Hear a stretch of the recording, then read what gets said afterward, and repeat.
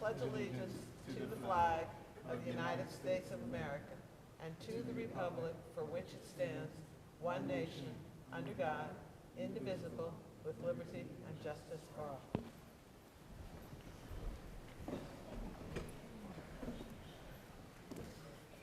Okay.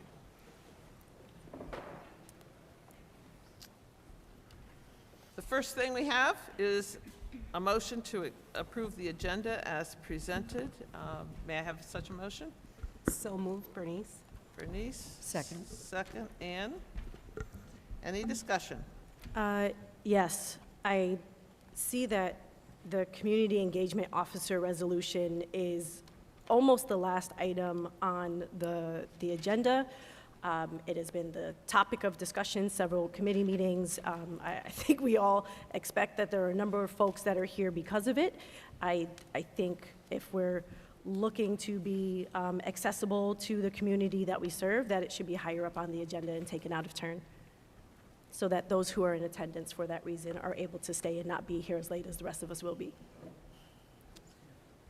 Any other discussion? Is there a second for the motion to amend the agenda to have the Community Engagement Officer resolution taken earlier? I'd second. Okay, we have a motion moved and seconded. All those in favor, please say aye. Aye. Any Aye. opposed? Hello, hello. Okay, you can hear me. This microphone. Aye. All right, so we'll move it up and we'll take it. Let's see where we will put it. Before number 4? I'm going to put it up before the presentations. Yeah, Would that make before sense? number 4? Okay, we'll put it after public comment. Does that sound good? All right, thank you. Amended this. To number 4.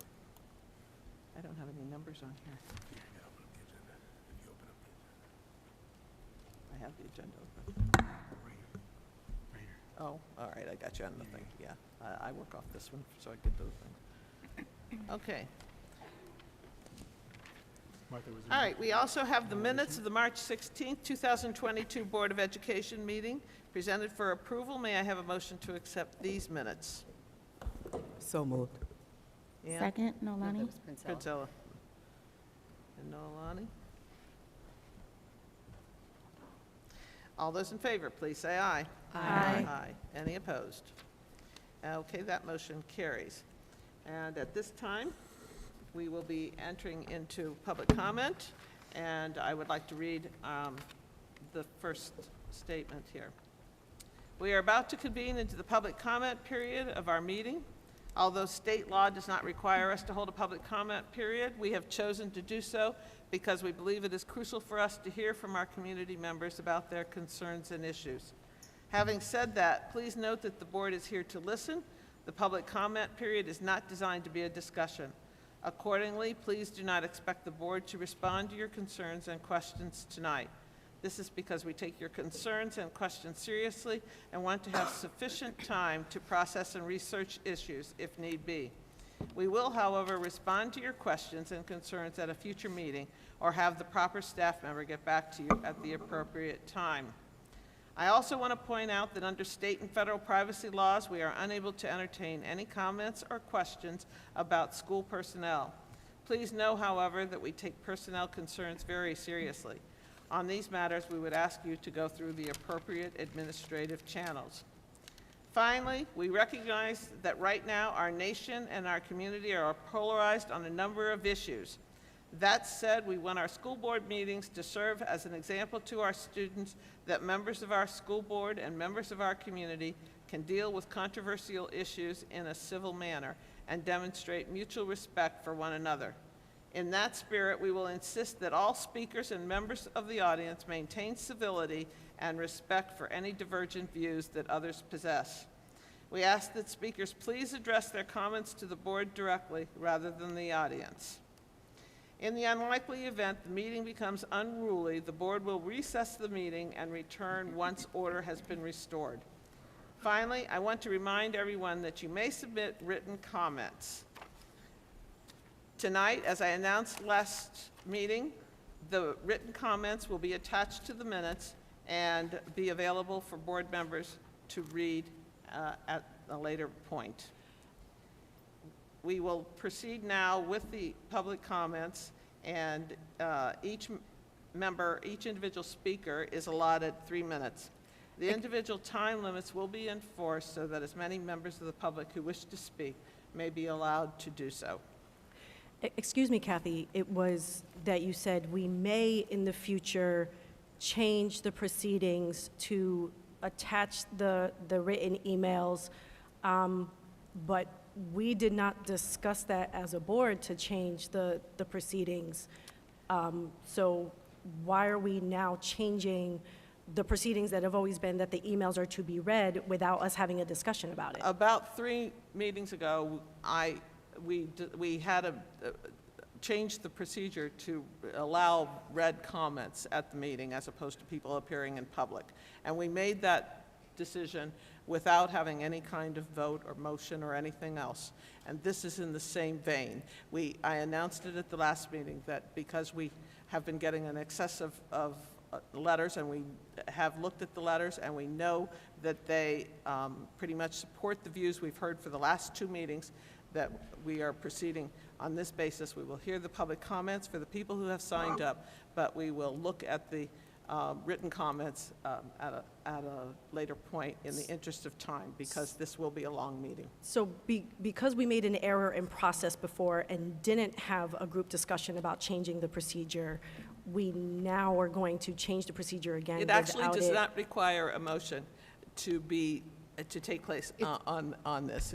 It's at the prerogative of the board chair, and that's the discussion that we've had. Well, then I hope that we have that discussion at a later time, because I believe that this is an act of silencing voices who couldn't physically be here, and it limits accessibility when we say we care about equity and access.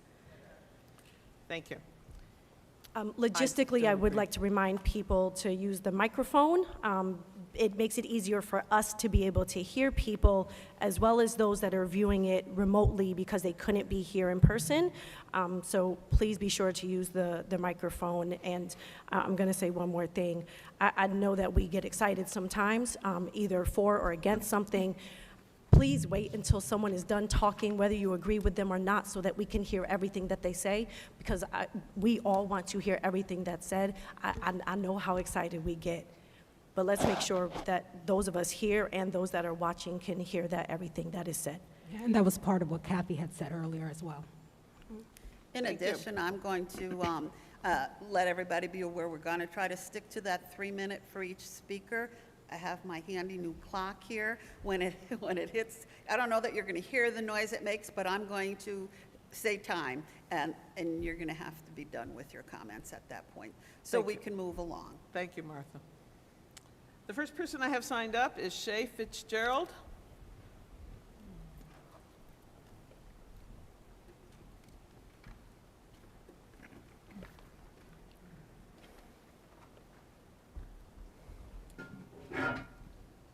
Hello, my name is Shay Fitzgerald, and I'm an alum of Schenectady High and a current resident of Schenectady. I'm here to comment on the issue of officers in Schenectady High. To say armed police will make the high school feel safer seems ludicrous to me. The education system should be built around healthy growth of young people, and it should work against continuing to expose its students to possible traumatic experiences within the very walls of school. Knowing what we know about the state of policing and the justice system in America right now, and the friction that exists between our police and so many members of our community, could you look every student in the eye and promise them without a doubt that these officers would never make them feel unsafe or threatened? And even if you feel you could make that promise, what gives these students a reason to trust that? We know there are many other solutions to heal the emotional difficulties that many of our students are going through right now that result in fights and conflict. We know our district has consistently struggled when it comes to funding programs that try to address those issues on a holistic and systemic level. So why now are we throwing all this money at the police to help them fix their problem of poor community relations? How does that make our vulnerable teenagers anything other than a social experiment? What would have made me feel safer as a student? Knowing that peers of mine who were struggling and angry had a place to go to handle those feelings more productively and to grow as people as they learned how to be emotionally responsible adults. What would not have made me feel safer as a student? Cops with guns. Thank you. Nancy Bailey, Nancy Bailey.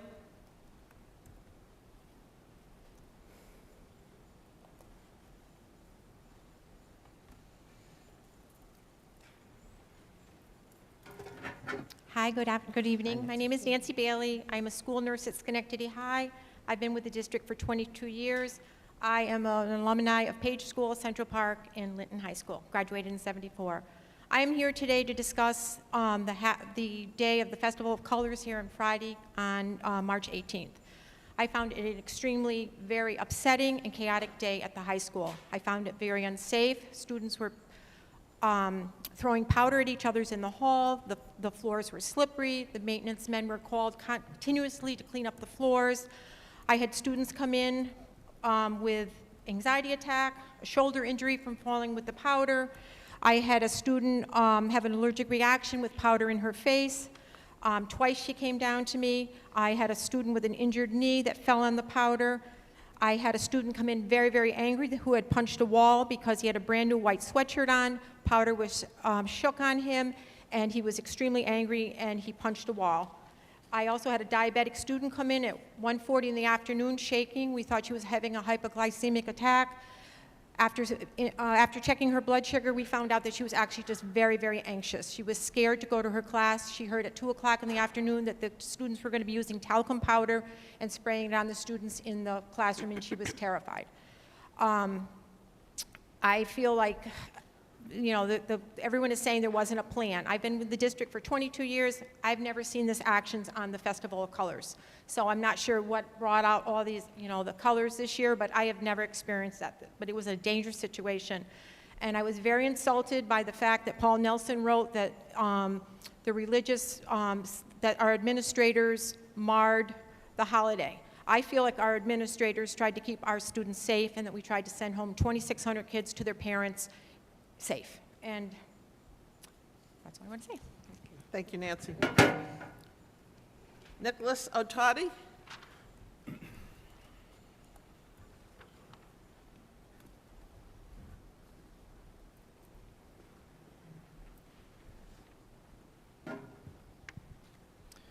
Good evening, everyone. My name is Nicholas Otadi, and I'm a sergeant with the Schenectady Police Department. I've been with the police department for 8 years now. I was born and raised in Schenectady and graduated from Schenectady High School in 2009. Prior to becoming a police officer, I worked for the YMCA after-school programs and coached for a number of years with lacrosse and football within the school district. As a high school student, I can recall Officer Figueroa as the community engagement officer within the high school. I had a number of positive experiences with him, as well as a number of other students as I could see. At the end of the day, I was born and raised here. I walked through these hallways, and I am still here today. As someone with 31 years of experiences and interactions within the school district and within the community, I believe that with the addition of this program, we all have a wonderful opportunity to not only maintain the great relationships that we already have, but an opportunity to build new relationships on a safe and neutral ground. I believe in this school district, and I believe in the police department. And with this program, I believe our community will grow in a very positive way as a whole. Thank you for your time. Thank you. Thank you, Nicholas. Marva Isaacs.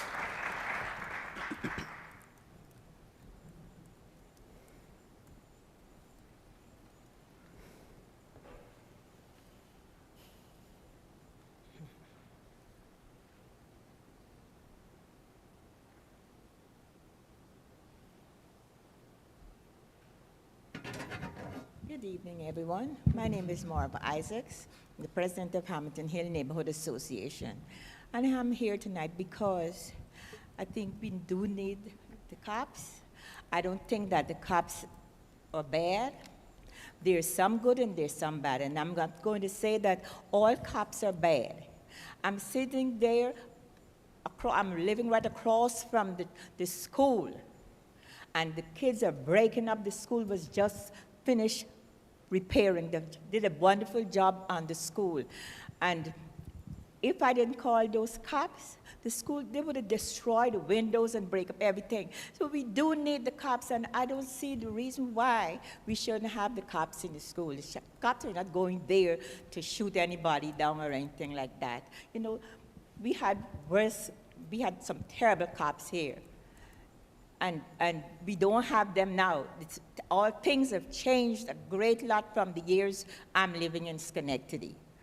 I'm 20 years on the Hamilton Hill Neighborhood Association, and it's a vast difference where the things was going on.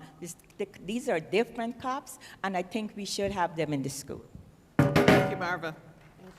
Adriel Linier.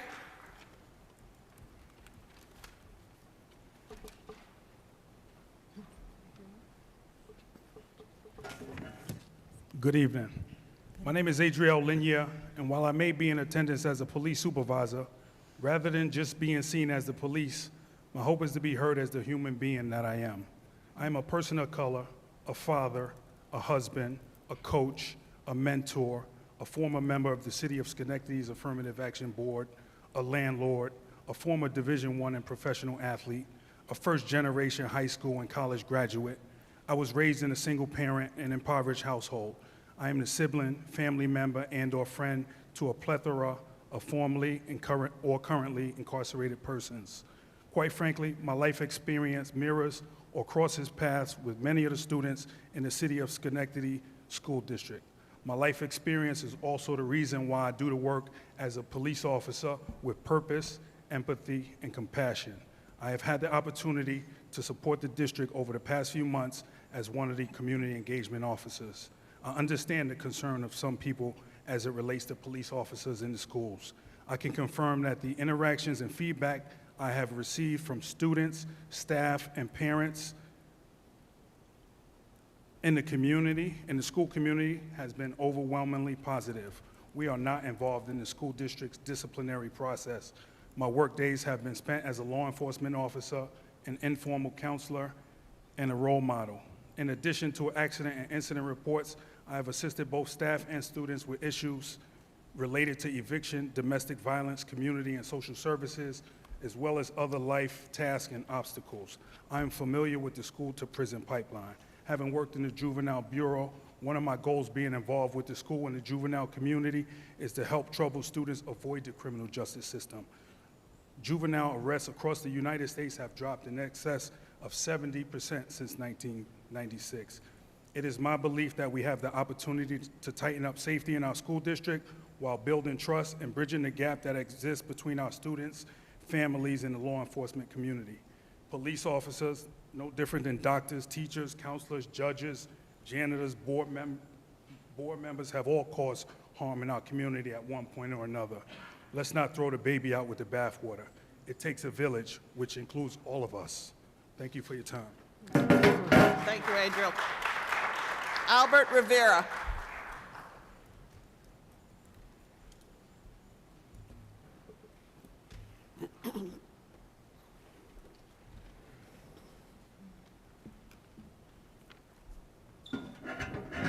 Not as tall, but yeah. So I want to start off by saying good evening to all the board members, and I appreciate the opportunity to let me speak. My name is Albert Rivera, and I'm a police officer for the City of Schenectady. I've been a police officer for approximately 11 years, and I'm currently one of the community engagement officers at the Schenectady High School. A little bit about myself. I was born in Miami, Florida. My father is Puerto Rican, and my mother's from a small town from Central America. I could never pronounce it, but we moved to Schenectady when I was approximately 6 or 7 years old. Only knowing a little bit of English. My parents wanted to give me that better life, but they had no money, and we also had nowhere to live when we moved up here. It was hard for me because I barely knew any English, and with my parents' situation, it was definitely difficult for me. They enrolled me as a student at Schenectady School District. I was able to learn English and graduate from Schenectady High School in 2006. I went on to become a Latino bilingual police officer in Schenectady the city that I lived and grew up in. I am now a proud husband and parent of 2 wonderful young boys. As you may know, I've been a community engagement officer in Schenectady School District for the past 4 to 5 months. I've had hundreds of conversations with students and staff, and all conversations and interactions have been positive feedbacks. I've built some great relationships with some students and staff during this time. The reason why I chose to be part of this program is because I wanted to make that positive impact on students. I do see myself in some of these students, and with my life experience, I want to be able to provide that safety and guidance to all students, parents, and staff in this district. Once again, thank you, board members, for the opportunity, and I look forward to building more positive and meaningful relationships. Thank you, Alvin. Jeff McCutcheon.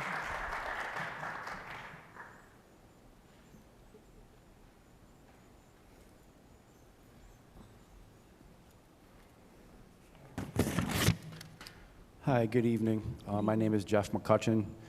I am honored to speak here tonight at the high school where I graduated. I've been working for the police department for about 14 years, about 12 as a supervisor. I went from Zoller School to Oneida Middle School and then graduated in 1996 from Schenectady High School. Lucky enough to be part of the Schenectady School District.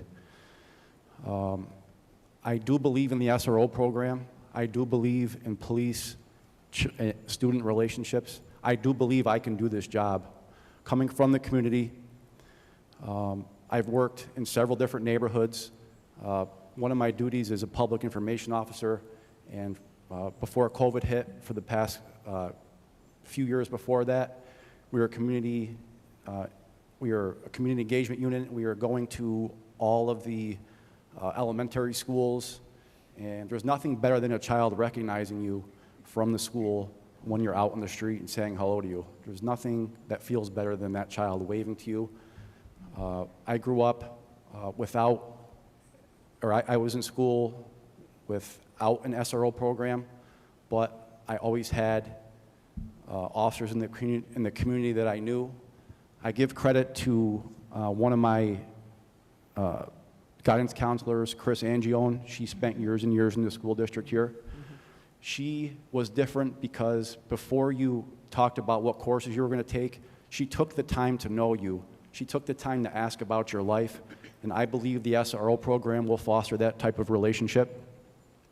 She pointed me out to 2 very important things because she knew who I was. She pointed me out to programs provided by the school district, which was public and private security ran by Albany Votech, and TV production.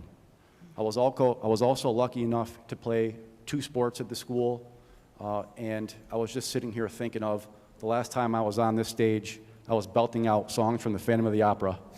So although I didn't wind up as a professional athlete or a famous singer, this school district laid the foundation as I am as a professional today,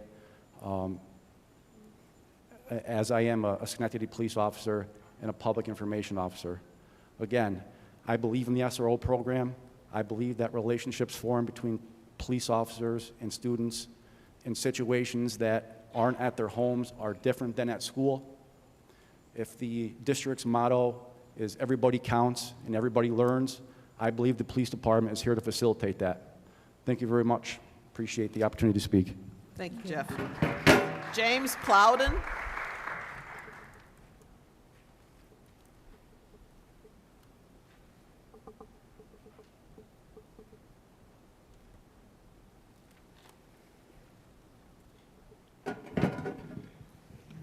Hello to everybody today. 3 minutes is going to be rough for me. Something that's dear to my heart. I think we need you to talk. I'm sorry. Touch a lot. Everybody say I talk loud until I get a mic. I want to say I appreciate and I'm honored to come and speak today. I know 3 minutes would be hard because I have a lot of passion towards my community, the kids that's in the community, and it means a lot to me. I wanted to write some things down, but I said to myself, I wanted to come from the heart And it's tough because, you know, just look and see that I grew up with people from the board's family, played Little League Baseball with them, talking about other people that's figures in the school, DiCaprio. His father actually was an officer that coached us when I was younger. And the funny thing about it, we talk about, I actually coach his kid time to time, yell and scream, and you know, I show passion and love for him, but I tell him all the time I'm trying to pay forward, because when I was younger, you know, what his father did to me, and which was like bridge the gap of being a police officer and a coach and showing us love and concern, was big in my life, and I believe brought me here in ways, because without him, you know, you don't get that relationship, which was important to me in my life. And I always say it, and I always thank him, and I shake his hand, and I always thank his son all the time. But I understand, like, you know, you say a police officer coming in here, and it might be a bad look and guns, but what about the love that they bring when they come in? And that's one thing with DiCaprio that always was big for me, is no matter what, the screaming and yelling was good, but you knew he cared for you, you knew he loved you. So that's something that I try to put in place for myself. Just looking around the room and just seeing people that work at Girls Inc. and things of that nature, young lady here, it means a lot to be a part of this community. And I believe that this program is just right, and it's good because we have the right people in place, and we're ready, we're passionate. And I know what they say about guns being brought into the school, but the compassion and the love that we can bring also the role models that they're bringing in. I am a kid that came from Albany, New York. If you don't know, I had a rough upbringing, you know, and the drug program brought me over here. Believe it or not, my parents was domestic violence, drugs, and things of that nature, which brought me over here. And I understand the concerns of people, because I was a kid that didn't understand things like when officers came in. They're big, they're tall, they had radios on, and it's a disconnect, and it is scary. But through different stages of my life, you get to break that down, and I believe this program will be able to break that down.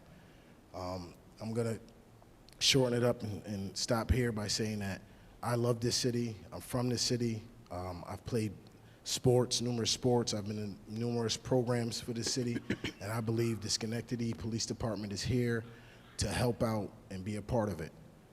I watched on TV the other day, I seen Ledbetter in his program, and I said it motivated me, and it brought me to say, man, I want to be a part of that, and I want to stick to that.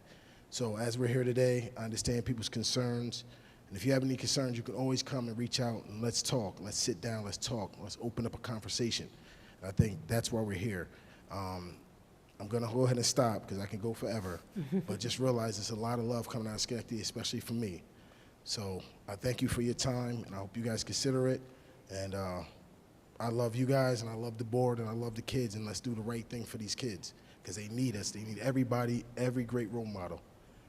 Sorry if I went over 3 minutes, but it means a lot. Have a good one. Thank you, James. Mike Dalton.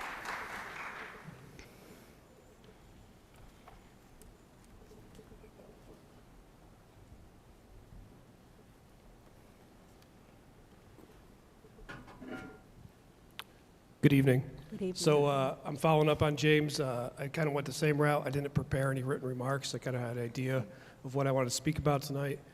So my name is Mike Dalton. I've been with the Schenectady Police Department for just about 13 years. Before that, I spent a couple years with the Schenectady Sheriff's Department. I grew up in Schenectady. I went to Zoller, Oneida, and I graduated here in 1998, so I was just a little bit after Jeff. There was many good role models when I was growing up. Rick DiCaprio was a baseball coach of mine, playing Northside Little League. So he was big in my life.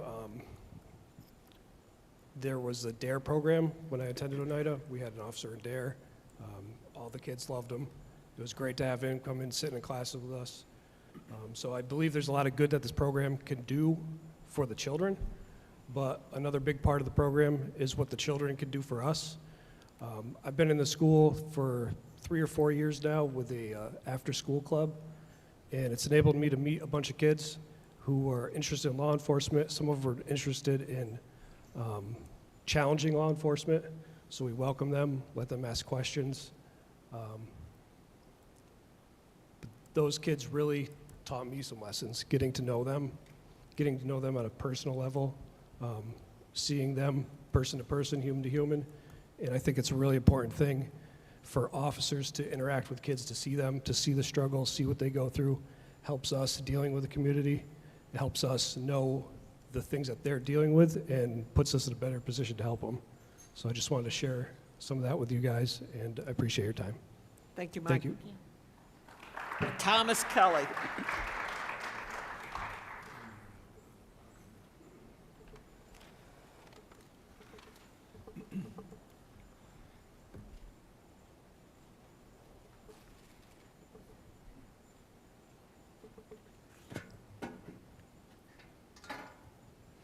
Thank you for calling me out for bringing up notes. Good evening. Thank you. Just put the mic closer to you. Okay. Good evening. Thank you. I appreciate the opportunity. I'm very humbled to speak to you here today. I never thought that I would be excluded from the development of our future leaders.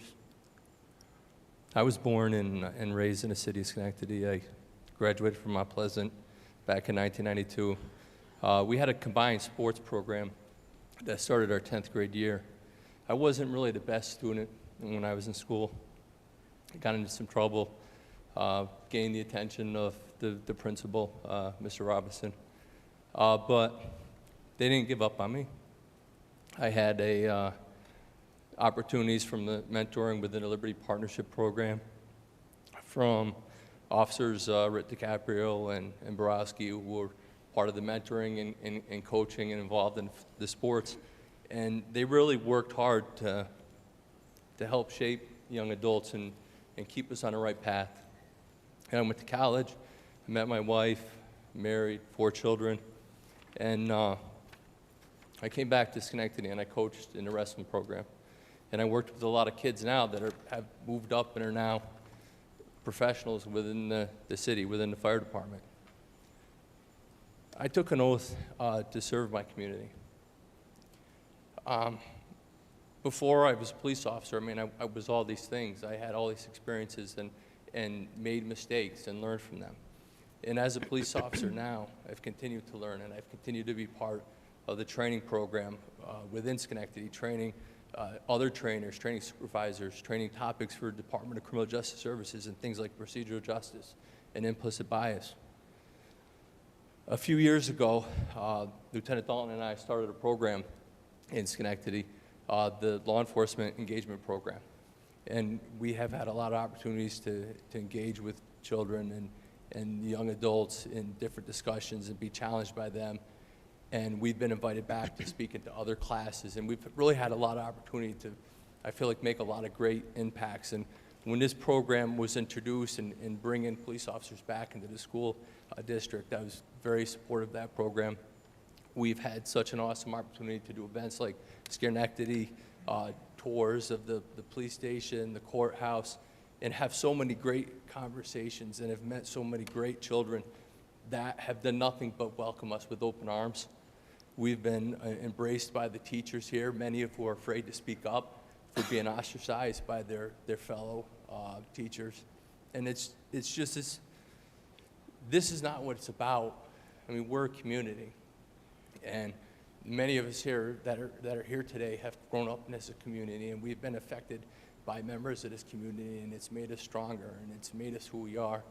And for me, my support in this program is giving back to the community and continuing to make a strong young adults to take over and be leaders of this community. Thank you. Thank you, Thomas. Eric Clifford.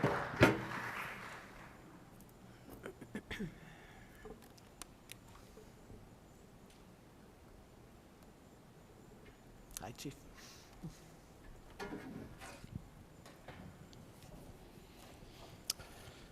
Good evening. I brought notes also, but I'm probably not even going to talk off of them mostly. But let me start off by first saying how proud I am of each and every one of those officers that came here tonight. My name's Eric Clifford. I'm the Chief of Police for Schenectady Police Department. I lead 161 highly trained professionals, some of whom you've just heard from tonight. Police officers dedicated to this community and its safety. The Schenectady Police Department is a state-accredited agency as a designation we achieved in 2020, one that we are very proud of. During my first 5 years as the chief of police, multiple safety concerns were raised between 2016 and 2020. At that time, I brought the concerns to the school superintendent and offered the assistance of the police department. My offer was declined, and I understood where he was coming from. It's my responsibility as the chief of police to address safety concerns and provide safety to the public in the city of Schenectady. The Schenectady School District lies within the city, and it is my duty to address those concerns when they're brought to me. The Schenectady Police Department is committed to enhancing the safety of students and faculty on campuses located in the city of Schenectady by forming a partnership with school administrators, faculty members, and students. We will be there to assist with the development and implementation of a school safety plan, protect the school against external threats to the safety of the students, preventing unauthorized access to school property, and securing the school against natural or disaster or other violence. We're there to create respect for law and order in the public school system and minimize criminal activity. We're there to identify students at risk of becoming involved in the criminal justice system and guiding them towards more positive and socially acceptable ways to behave. We're there to reduce criminal activity on or near campus. We're there to enhance communication and understanding between students, their families, district staff, and the department. We're a resource. We're there to assist with the coordination of security measures for school activities such as sporting events, dances, and other large gatherings. And we're there to work closely with the school superintendent, his director of security, on conducting audits yearly throughout the school, making recommendations to enhance the safety and reduce the risk. So I'll end this with just noting that if the plan that the superintendent, Solar, and I have worked out is not accepted, we will respect your decision. The Schenectady Police Department will still be there if called. But it's important for this board to know that the safety concerns that have been brought to us is why we're here, why we're discussing this, that you are on notice that these concerns exist, and we are prepared to partner with you to solve them. Thank you. Thank you, Eric. Desiree Andrassi.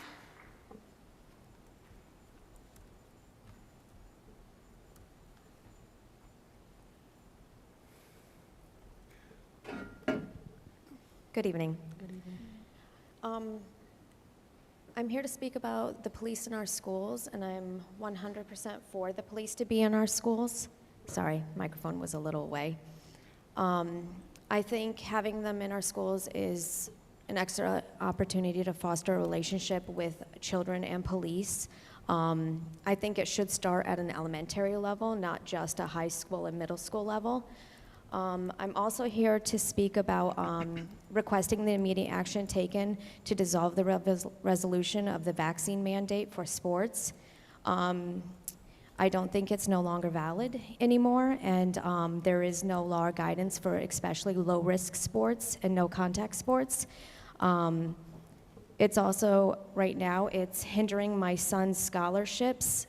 He got a few phone calls from 2 different colleges offering him a higher scholarship if he can get a higher track time, but without him being able to participate, he's not allowed to try to raise those times for himself. It's also not just hurting my son, it's hurting other students as well that are not vaccinated. And that's it. Thank you, Desiree.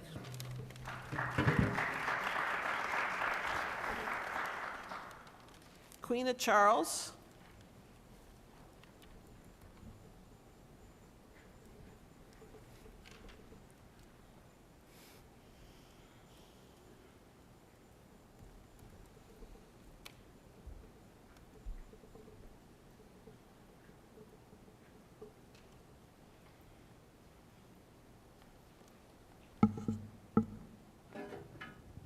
Good evening.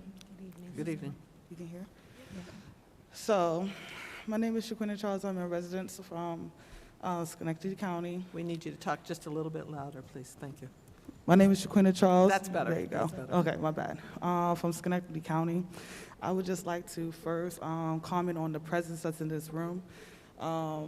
You have cops here, and it's been clearly stated that people feel unsafe and traumatized by cops. So, but the issue that I'm here today is that police do not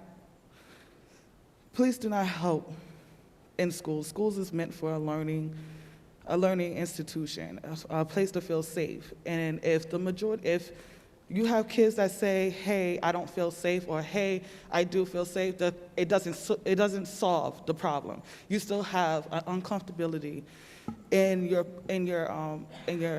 school. And my thing is that the students have provided a solution or an alternative other than cops, and has it been heard? I haven't heard any other solutions from the school board that said, hey, if you don't want to use cops, where can we put this money in? And actually listen to our students and say, okay, if you need this, how can I meet you halfway? My other thing is that the students said that the money that is given to the cops can go into the school buildings because they don't have bathrooms. Like, my whole thing is that this $3,000 that you're giving to police, that they say they're trying to repair relationships with the community, obviously the community is saying that we don't need them in our house, and then that the community needs to make that decision, not the police, to repair anything.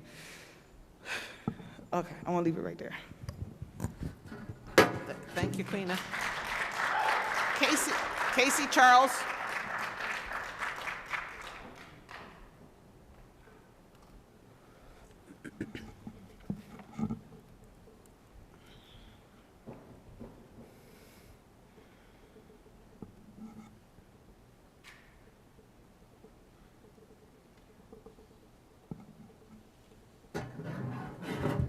Good afternoon. Good afternoon.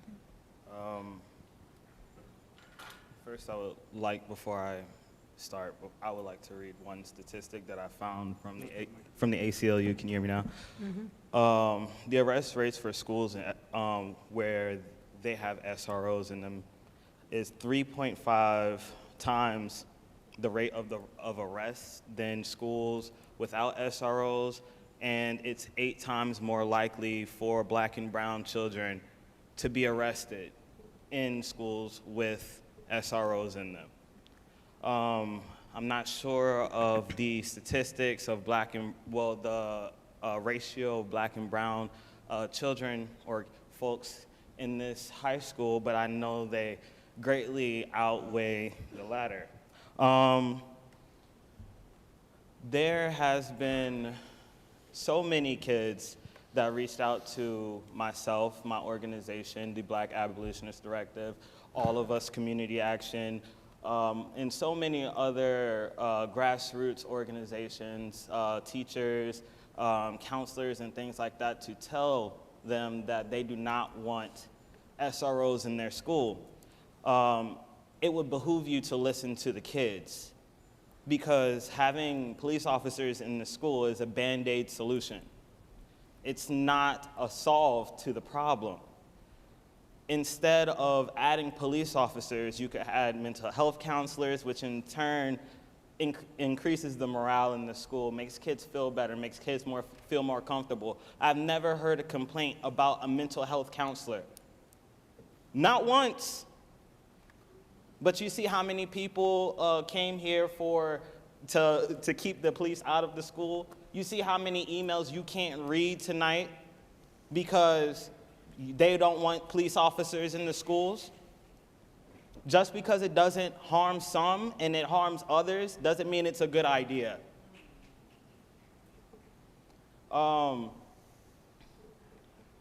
I read the statistic at the beginning of my statement because I feel like everyone is stating feeling and not the facts of the matter. The facts are that there has been multiple accredited organizations like NYU, like the ACLU, and other major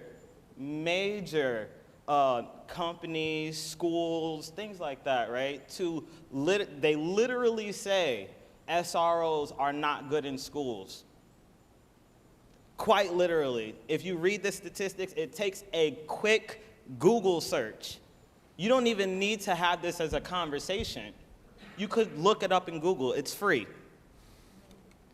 It literally says they're not good in schools. And for this to even be a question, a board meeting, there's so much more time and money that could be spent on more pressing issues like kids not being able to use the bathroom in the hallway so they get caught in hall sweeps, like kids not having mental health counselors, like the lack of paraprofessionals in Schenectady County, like the fact that Schenectady High School teachers don't get paid enough to do their jobs. There's so many more pressing issues, and I'm not sure why this is even a question. Have a great night, and I hope you choose the right thing. Thank you, Casey. Michaela Foster.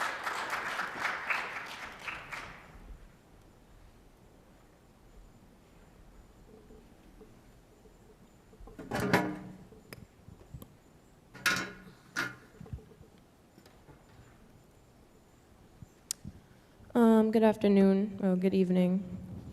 A couple things I want to address. Number one would be the superintendent on record stating that there is no factual evidence that would suggest or prove that having SROs present in schools further either leads to or accommodates or furthers along the rate of school to prison pipeline situations.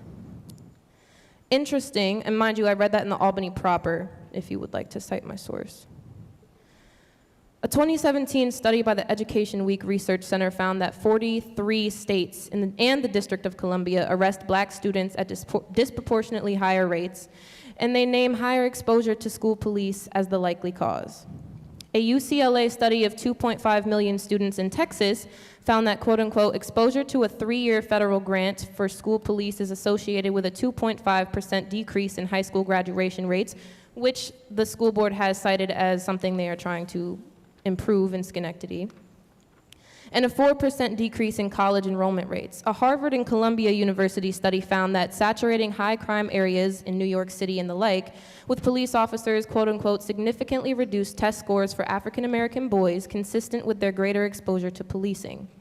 We've known for some time that, quote unquote, first time arrest during high school nearly doubles the odds of high school dropouts, while a court appearance nearly quadruples the odds of a dropout, as Arizona State criminology professor Gary Sweeten found in 2006, I want to reiterate. Nationally, as of 2017, black students made up 15% of schools, but made up 33% of arrests nationally, I would like to reiterate, whereas white students, who accounted for 50% of enrollment in the schools nationwide, made up 34% of arrests by SROs and other law enforcement officials in school. Not to mention that cops shouldn't be in schools trying to police violence or, quote unquote, prevent crime, which also statistically is proven that cops do not prevent crime, they respond to it, but I digress.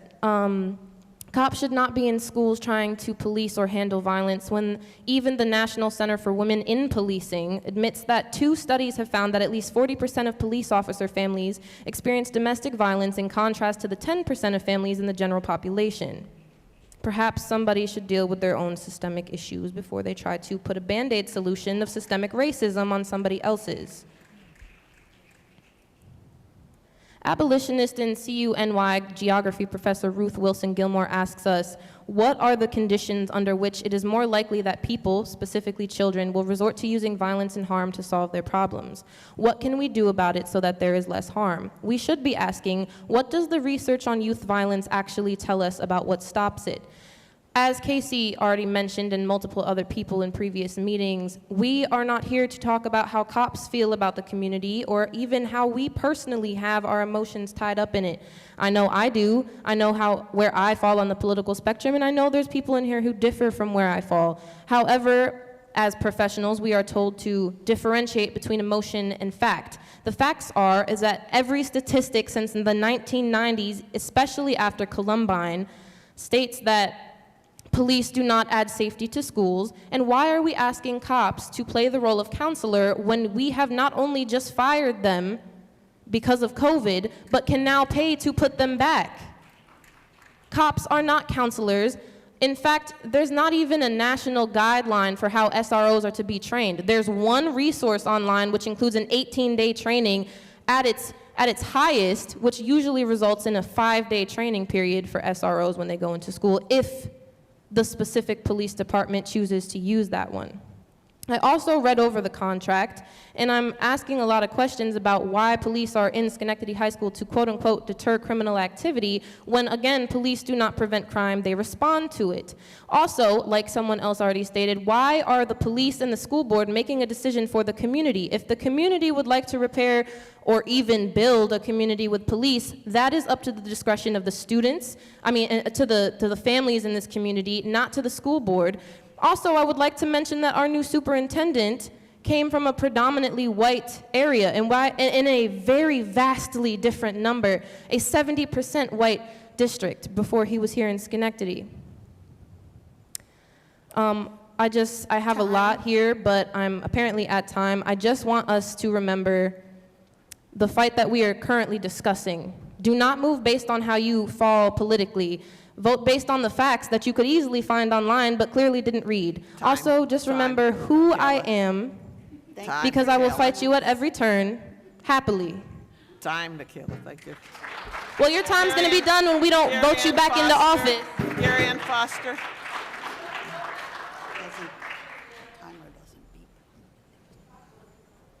Jarian, Garian, Jarian. I always forget how to say it. Jarian.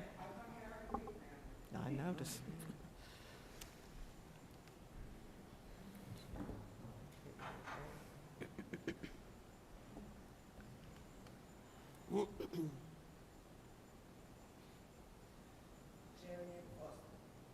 Thank you. Good evening, Board. So I had some time to look over the contract. So I wanted to talk about a couple of things I had concerns when it comes to the actual contract that we're voting on tonight. Under the scope of work, quote, their scope of work, protecting the district's school-safe environment and to maintain an atmosphere where students, teachers, and staff feel safe that is conducive to learning, instruction, and educational service. Many students and staff have already voiced to you that they feel unsafe with the current CEOs in their learning spaces. So I find it extremely harmful that we're even still considering this and putting it on the table because we need to maintain a safe environment for all students, and we have students who have already told us they feel unsafe, right? The next point was assisting in maintaining order. That's far too vague for me. Assisting in maintaining order, what does that look like? What does that mean, right? The next spot was performing such other security and or law enforcement as may be reasonably assigned by the chief of police and the superintendent. The chief of police has proven over and over again his inability to react in a reasonable manner. The superintendent is new to our district, and he still needs to take some time to listen to the students in the district rather than push his own personal agenda onto them. The next piece was the chain of command. CEOs shall follow the chain of command as set forth in the police department policies and procedures manual. It is expressly recognized that the policies of the Board of Education cannot supersede the CEO duty to act in accordance with state and federal law. In 2014, here in the city of Schenectady, our current chief of police, before he was one, used his position to falsely arrest citizens of Schenectady and hid behind the facade of his actions being in accordance to state and federal law. As a city, we recently paid for that, $75,000 we did for that state and federal law in his eyes. The Court of Justice did find that idea of law to be very much so illegal. The next piece was CEO materials, and this really concerns me because it talks about body-worn cameras. The police department shall have discretion to utilize body-worn cameras for its CEOs. If utilized, the CEO has the discretion to record contacts when they consider it to be in the best interest of the student, staff, school administrators, or the CEO himself. Okay, this is concerning. So we're quite literally saying that a cop can come into the school and utilize his body-worn camera when and if he sees fit. Furthermore, if the officer should, I don't know, feel it not to be in his own interest to utilize it, he can choose not to. So basically, if an officer gets angry and chooses to abuse one of our children, he can turn off his camera to cover himself, and our contract covers him to do so. My issue is we're talking about us and our families and all this stuff, but we're not addressing the trauma that exists. We're not addressing it. And the last thing I'll say is a little education regarding trauma. You may be familiar with the adverse childhood experiences, right? The ACEs. We know this. There's something called adverse community experiences. Time has been reached. Other people went over. I have one more sentence. Can I read it? Read your sentence, please. Thank you very much. Adverse community experiences include traumatic community experiences and conditions like extreme poverty, as well as interpersonal and structural violence. For communities that have experienced negative interactions with the police, these encounters are associated with depression, psychological distress, and post-traumatic symptoms. Thank you. Thank you. Thank you, Jaren. Kelly O'Brien.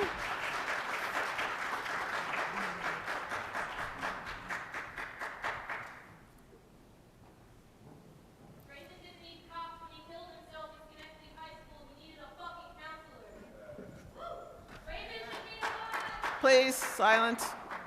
Go ahead, Kelly. Good evening. My name is Kelly O'Brien Yetto. I spoke a few meetings ago in opposition to police in our schools, and I am here tonight to reiterate that opposition and discuss other points that have come to mind for me as I followed this issue. First, I want to thank people who have spoken during public comment. Their comments have helped me refine my position, and I know that came at a personal cost for people who are sharing their very personal feelings and histories. Whoops.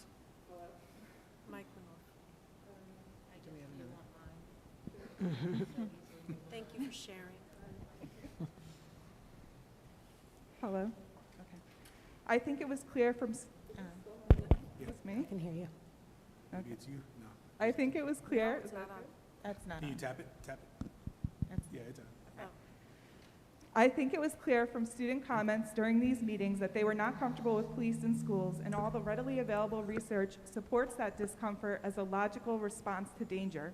Additionally, according to a Gazette article from November 2021, 91% of Schenectady teachers are white.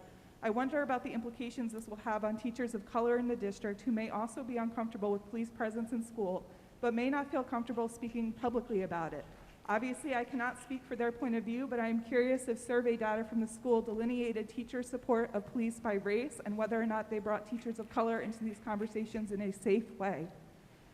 I think the focus on getting more mental health support in the schools, which appears to be what tonight's budget presentation indicates, is a good one. I would ask the district to focus on true protective factors such as more mental health services rather than policing. The American School Counselor Association recommends no more than 250 students per counselor, which I believe the superintendent aims for as well. I'm glad that is a goal. However, that ratio is the upper limit for optimal effect, and as the New York State School Counselor Association testified in a September 2021 public hearing, quote, socioeconomic factors of a district require close consideration, unquote. 79% of our enrolled students are economically disadvantaged according to the district's website, and I think that should give us serious pause when we say that 250 to 1 is sufficient. Board Policy 7730 states, generally law enforcement has no right to interview students without parent permission. The superintendent or his/her designee will develop procedures for law enforcement investigations. What policies have been drafted to ensure the relationships the Schenectady Police Department alleges they want to build with students will not be weaponized?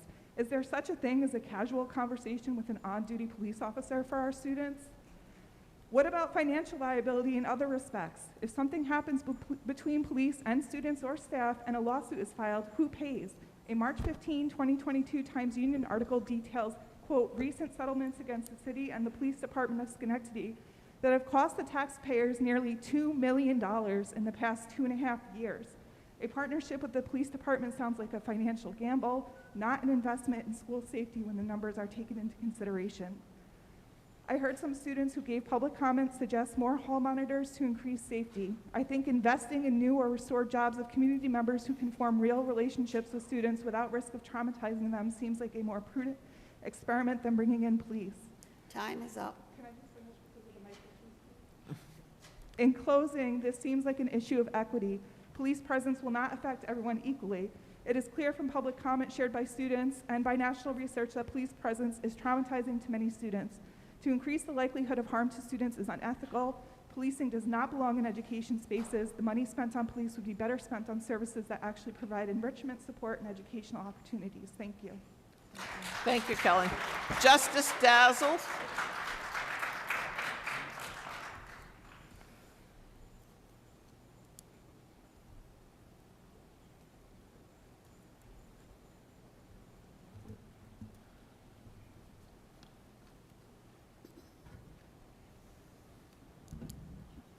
Good evening, everyone.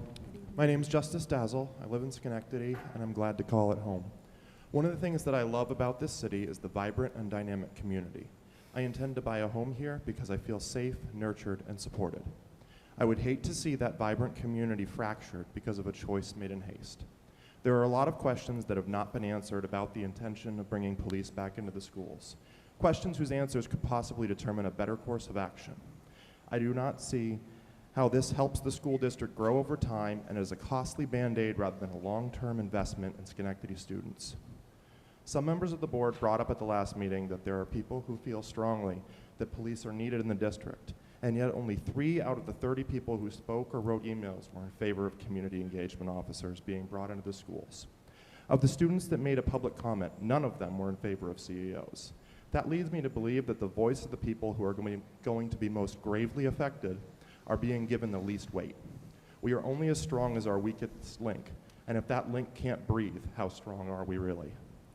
I am an out and proud transgender woman, and one of the main focuses of my activism is in helping other trans people succeed and survive. Many of these individuals are students. I know from my own lived experience that dealing with police officers is almost always a negative experience, especially since I came out. Almost every interaction I have had with them has been negative, nerve-wracking, and anxiety-provoking. And I am a 36-year-old white person who has a strong support system and coping mechanisms. How must these types of situations be for trans children, or those who are BIPOC, queer, disabled, nonverbal, deaf, and/or blind? Sadly, there are almost continuous news stories about how police officers have harmed or killed these very people.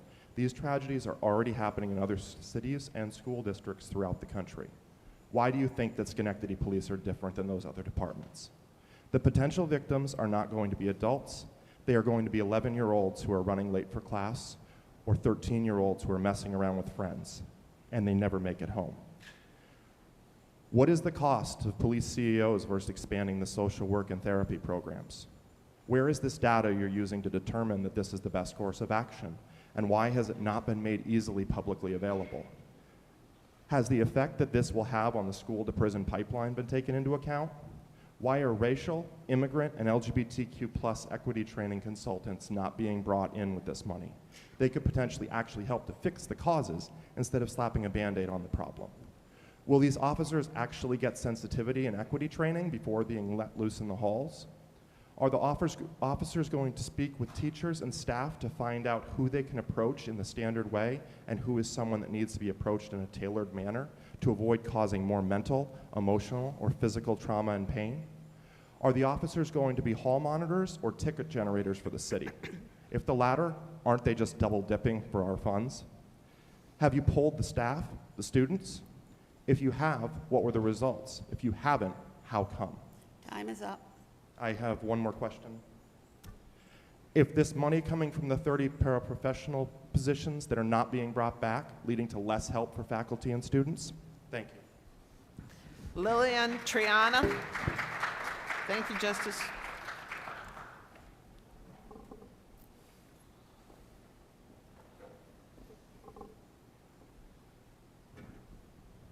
Good evening, everyone, and school board members. My name is Lillian Triana and I am a I am alumni of Schenectady High School, class of 2018. After Schenectady High School, I did receive 2 degrees at Plattsburgh State University, and one of them happened to be Gender Women's Studies, which I do believe should be a mandatory course in Schenectady High School, and even within like the elementary level, it's that easy to learn. I just wanted to note that these times are changing matters, and generations are changing, and these young adults and these students are embodiment of that change, and we deserve to meet their needs. And these CEOs need more than just the extensive training that we've been hearing about. And even the basic 6 to 8 week training officers get to be on the street to parole isn't enough, clearly. You simply cannot just train a white person, a man, a rich person, if you will, to truly understand and have the empathy of the generational trauma and systemic patriarchal injustices, and that disproportionately structure to affect and harm either people of color, LGBTQ+, and non-binary communities, women and girls, especially of color, and those of the low income. And with all of that, the 2 to 6 week training period is just not enough. And these structures and histories of oppression and disparities run deep more than we can ever even do. We need the experts. Okay, so it's as tedious as just how to approach a variety of situations with a variety of different people who express and identify in a variety of different ways. Because we have new communities, just as Justice noted, that are coming out and actively taking initiative to be a part of a world that has generationally been neglected, abused, and killed, and threatened by a heteronormative patriarchal society. Those in which face greater traumas and police brutality, all because of the miseducation and neglection of the issues in communities. There's so much Schenectady school districts need to do first, and most of the students come here from harsh and impoverished streets of Schenectady to find an education and a path for their future, just as I did, to change the predicaments that they were unfortunately disproportionately born into. I'd like to add that I also work for the Black, Puerto Rican, Hispanic, and Asian Legislative Caucus, and even in Albany, we're trying to stop the implementation of a public safety plan for New York that will inherently increase mass incarceration, police force, and unnecessary presence of police, which again disproportionately affects Black and brown communities. And one thing we're fighting for is just the investment in communities to shift our focus from the prevention, on prevention, and allocating these resources to make that happen, whether that's putting police in, rather than putting police in places that they don't need to be, which is as simple as that. Investing in community isn't just fixating on a plan to just invest with the police department. It's also continuing the investment in the local organizations, such as My Brother's Keeper, expanding the local workforce to invite local experts, such as mental health services and resources, psychiatrists, social workers, counselors, to be a part of these exact spaces where they actually should be here, to be actively making these decisions with us, where we actually desperately need to have their input in. We're literally still in a global pandemic, I cannot stress that enough, and these students are stressed, parents are financially burdened, and people are being laid off, and cities are struggling, communities are struggling, and everything is literally a cry for help. Mental and health stability needs to be priority, and we have to have them. We need transparency in community, and we need to listen to the facts over fear. We need to address these underlying issues that we are trying to sugarcoat with measly measures, as America has done for so long for communities of color, LGBTQ, and women and girls. Thank you. Thank you, Lillian. Thomas Kennedy?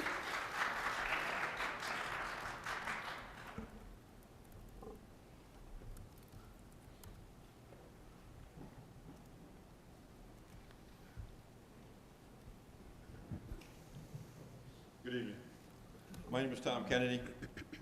I rise in support of the Community Engagement Officer proposal being considered by the board. I have been a city resident for over 5 decades.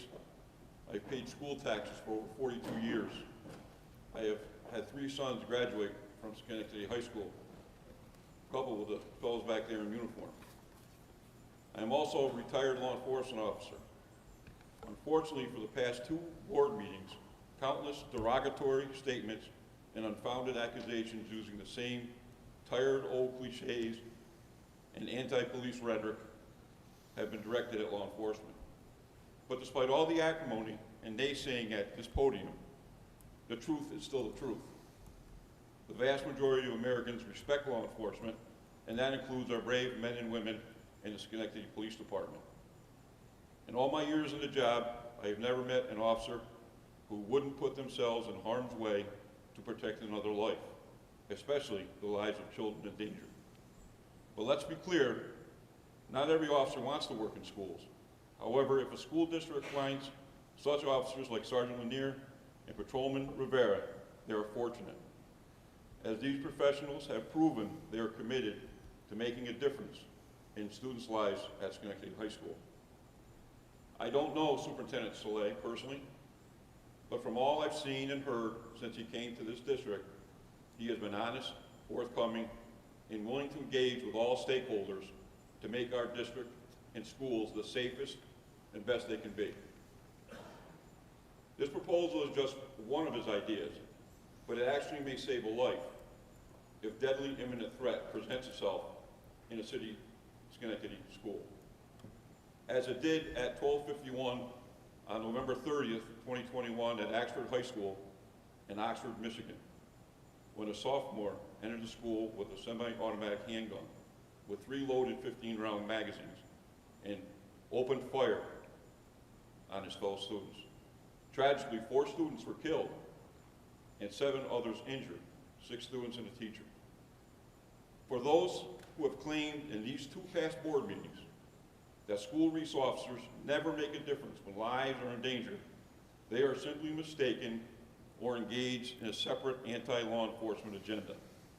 In fact, there have been countless cases through the years and across our country where school resource officers have saved lives when similar situations have occurred.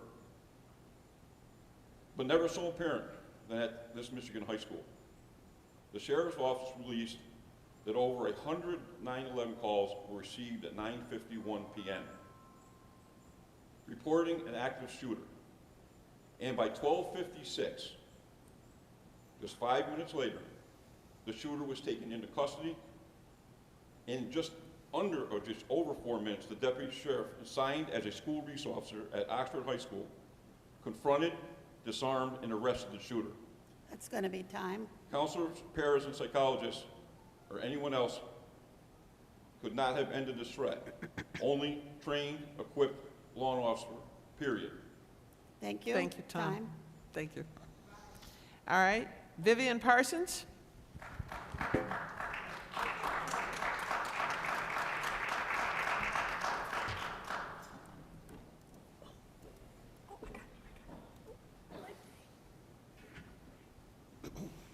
Good evening.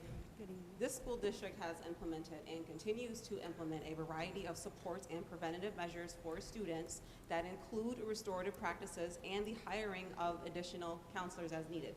This program is not about creating an environment that is criminalizing our students. It's about putting additional safety supports to address very severe incidents. The opposing group claims that they are arguing facts, but none of the points presented by the opposition is actually true for Schenectady. The rhetoric that is being spewed is harmful to our students. The way I see things, there are 2 main points that need to be addressed separately because there are many in this room and some on the school board that are conflating the 2. There's containment and then there's prevention. The opposition is arguing that hiring additional social workers is going to be successful with doing both, and this is simply not true. Social workers are not equipped or trained to either prevent or contain criminal and violent behaviors that are happening in our middle schools and in our high school. If that were the case, then we would have city social work departments and not city police departments.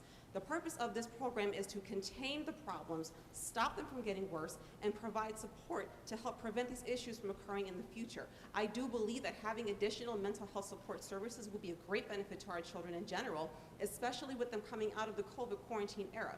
But we're not going to act as though these problems have not existed long before COVID. So you are trying to conflate issues that need to be dealt with separately, and you are creating a narrative that causes outrage, but you are selective with the information that you are presenting in order to argue this narrative, and it needs to stop. Our children and our parents deserve better. You can neither prevent nor contain behavior that you refuse to acknowledge. And sadly, we have members on the school board that refuse to accurately acknowledge these issues because their own personal political agenda is being allowed to hemorrhage onto the rest of this community by the decisions they are making that will have a negative impact on our children, including mine.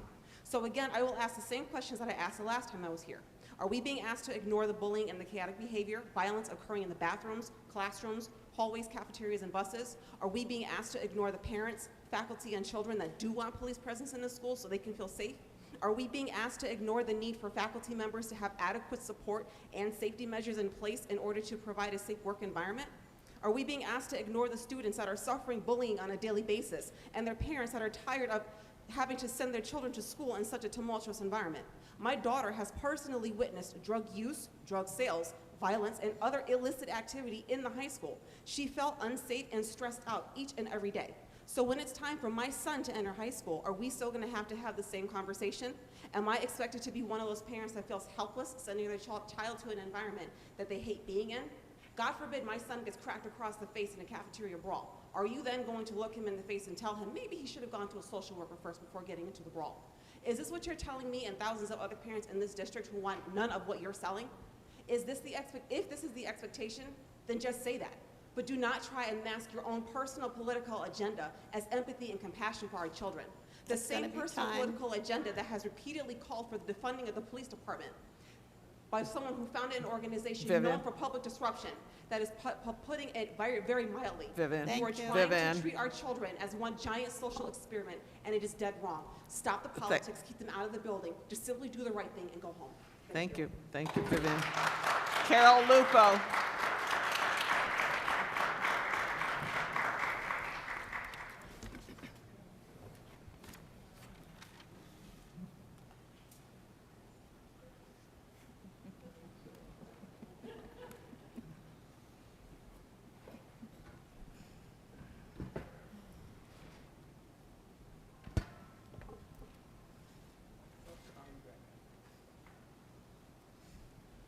Good evening.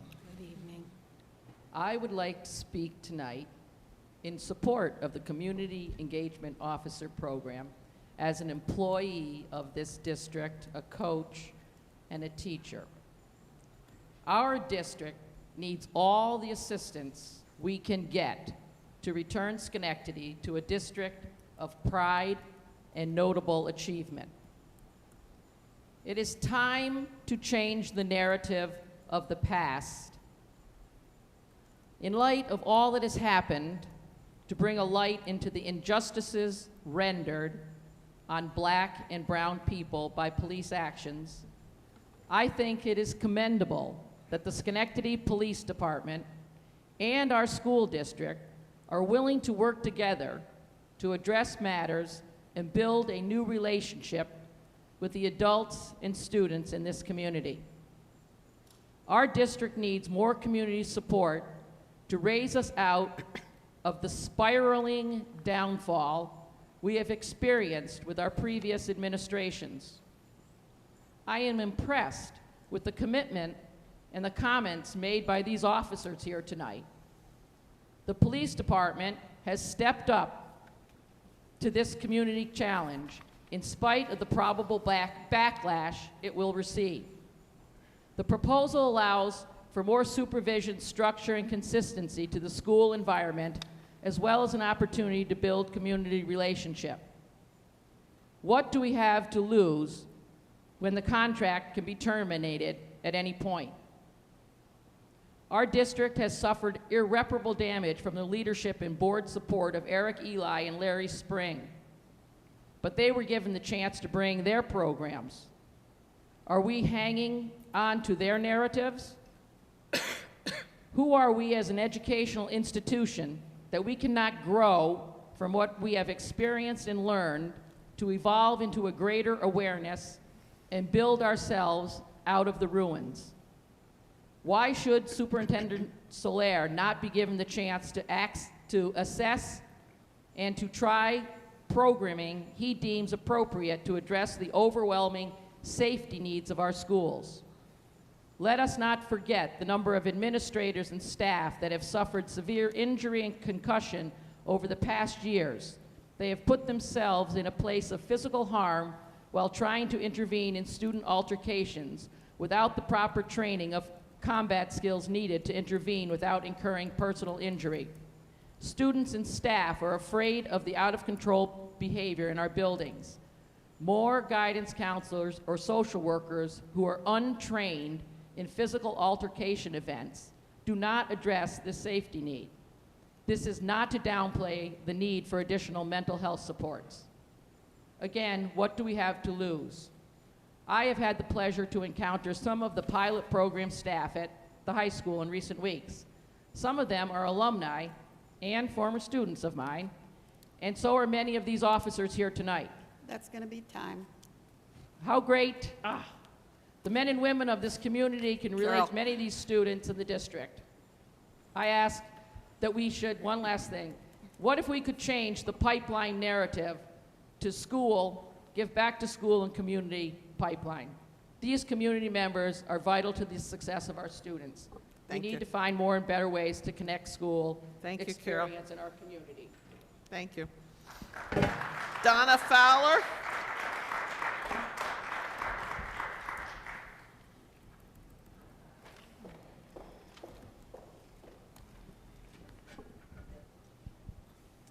Good evening. I've asked to speak tonight as an administrator with the district. My current role is the Assistant Director of Student Support Services, and I've been listening to a lot of public comment recently about how the district should invest in counselors instead of police officers. As one of the administrators charged with overseeing counselors and support services, and a social worker myself, I felt compelled to weigh in. From 2015 to 2021, we have gone from employing 20 certified school counselors and 34 social workers to having 34 school counselors and 58 social workers. We've also increased our number of school psychologists and have created specialized programs to include a crisis prevention team with our own psychiatric nurse practitioner on staff. We have a diversion team working to ensure some of our most vulnerable students have access to evidence-based interventions and treatments. Our special education continuum offers an array of specialized programming to include classes that focus specifically on students who have mental health diagnoses. We have implemented social emotional learning curriculum, we employ behavior specialists, and we hold regular professional development opportunities around trauma-informed care and therapeutic intervention in schools.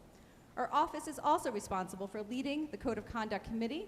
We have been very intentional about revamping those policies and practices to reduce disproportionality and to create a more restorative system.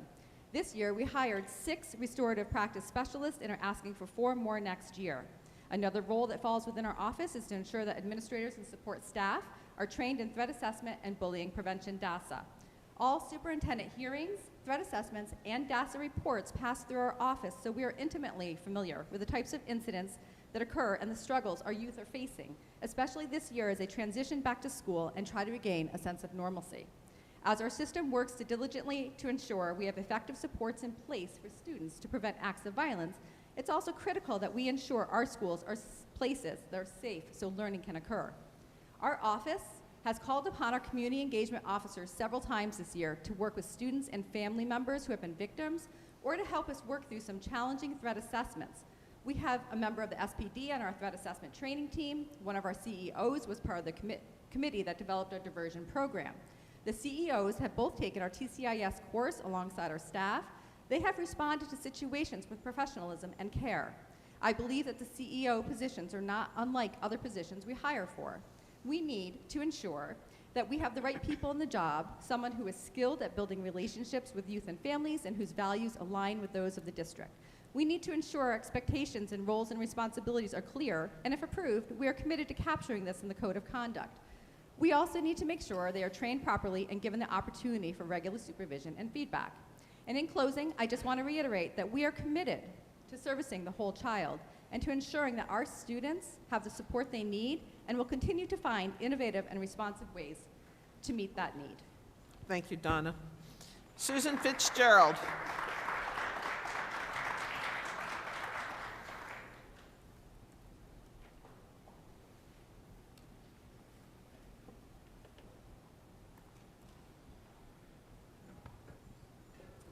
Good evening. Good evening. Good evening, and thank you for giving us all the opportunity to speak. My words are from the heart. They're not eloquently prepared like many who have come before me. A little bit about myself.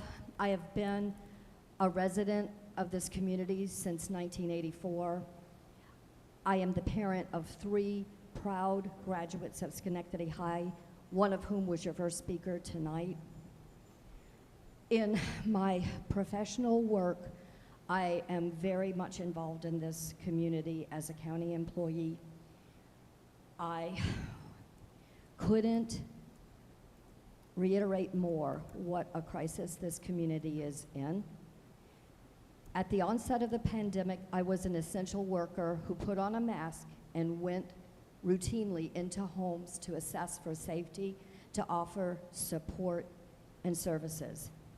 I have to tell you that every day I go home exhausted because I am constantly trying to find mental health resources for the children on my caseload in this community, only to hear that most programs have wait lists that are a year long. So I thank God that we have the school-based crisis team. I've reached out to them on many occasions with referrals. The problem, folks, is that that team is 5 in number, okay? We have a psychiatric nurse practitioner, an amazing office manager, and 3 clinical social workers. I'm kind of appalled at the very notion that we might have $300,000 to spare in our budget to go towards what I see to be largely Chief Clifford's challenge. I understand we have safety issues in our schools. I hear about them all the time from the families that I engage with. I believe that we need to allocate our resources towards more mental health support. I am not opposed at all towards the Schenectady Police Department beginning to build better relationships in our community as a whole. And I think a lot of the folks that were here to speak tonight might be some places where Chief Clifford can begin. I just don't understand why this would be the forum, why this would be the place, and why we would fund that mandate that Chief Clifford has. And I guess just, I want to implore each one of you to look into your hearts and ask yourself if you want to be part of perpetuating childhood trauma or part of moving towards greater healing. Thank you. Thank you, Susan. Logan Abadali.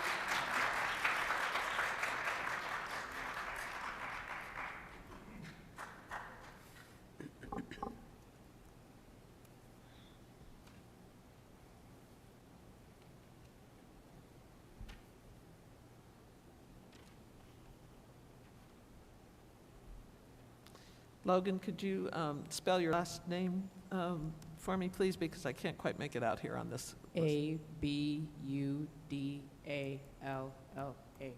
Oh, A, okay, thank you. Hi, my name is Logene. Oh, Logene, Yes. sorry. It's okay. I am back. I am a senior at Schenectady High School. Last meeting, we discussed our worries, opinions, and personal experiences at our last meeting. But after I left and went home, we were unable to reach an agreement with you guys to not move forward with this and or vote for it. But then it occurred to me that one thing we as a group failed to accomplish while chatting with you was to provide you an alternative to what we are arguing. The section of the budget bill should be put up for a referendum. And for those of you who don't know what a referendum is, it is a general election in which the electorate votes on a single political question that has been put to them for a direct vote. So basically, the people of this community would vote for this and not just a select few elected people. Here's a little fruit for thought. Decisions like this shouldn't be made by a select few. This is something that the community should be voting for, especially since this will be affecting those of this community for the foreseeable future. May that be positive and or negative. Communities work stronger when their voices are heard and are taken into consideration. The community as a whole becomes stronger as a whole. Electing people whose sole responsibility is to represent us but don't take our thoughts and concerns into consideration is a bit of a slap in the face for the people of this community. I genuinely hope that tonight you do the right thing and let the people speak for themselves if you won't listen to them. I understand that a large topic is been safety for tonight, and since I am a student, I have gotten firsthand and seen firsthand fights. I know that I might be young, and I know that I might not have experienced a lot of life yet, But instead of throwing people at the situation, why don't you take a little bit of time to understand why students feel more comfortable with throwing a fight than rather speaking their words? I have been fortunate enough and had the ability enough to have a couple teachers that I can talk to and a couple people whom I've been able to have deep conversations with and actually discuss my emotions with. But truthfully, and I'm speaking as someone who's also experienced the pandemic, especially academically, that is what we as the students need. We don't need a lot more being thrown at us than we've already have had to handle over the time being. You know, Mr. Green, who is back there tonight, who is one of our principals at our school, and I proposed the mentorship program where students help mentor the students and help guide them through this high school experience and help guide them through just dealing with their own emotions, because that is what we as students really need. And I know that we have grown up in a different generation than you all have, and I know you are all much more wiser than me, but the truth is that is what we need. We don't need just simply people being thrown at us. We need the resources, because at the end of the day, as much as we all might like to think that life is just, it's a lot of gray area, but most importantly, I would like to also say that, yes, it is important for us as a community to bridge the divide that has been put through us through history from back time between law enforcement and the Black community. But I know some people might come at me for this, but I do not think all cops are bad, only because I don't feel comfortable with stereotyping a whole group of people just by the actions of a select few. It's not responsible, and it's far more deteriorating than it actually is beneficial. So thank you again for listening, and thank you for giving me this opportunity. Thank you, Logine. Trey Tillman.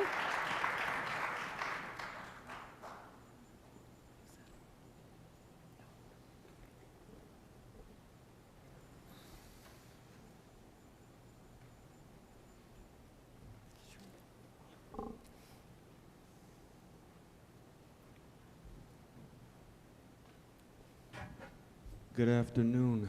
As I stand here, I get more nervous. But basically, can you guys hear me, right? Yes, I you're hear good. my echo. I apologize. What I want to talk about is my personal opinion on this situation. Now, I've been conflicted on this because I believe that we should build a great community, a strong community. And like it or not, the police officers are a part of this community, right? But I believe that we shouldn't force police officers in our high schools. 100%, I don't think we should at all, because I feel like we should build bonds. Now, some people are not going to be willing to build that bond, but we have to at least try, because they are a part of this community, and I feel like if we build that bond, then we can be a better community. But I totally disagree with having police officers in our school this year. The OS office, I don't know how you say it. CEOs this year, because there's just too much trauma. There's no relationship building. It's just too much. But I do, for the foreseeable future, sorry, I can't speak. I'm so nervous, I don't know why.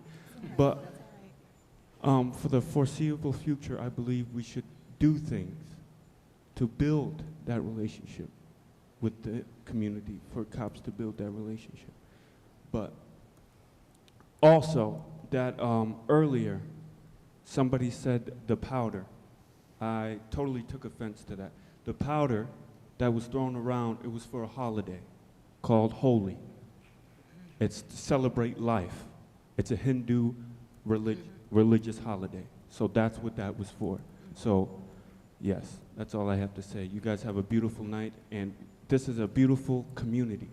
Thank you. And we have to help build it, not let it down, okay? Thank and you, I believe, Trey. sorry, I'm not, one more thing.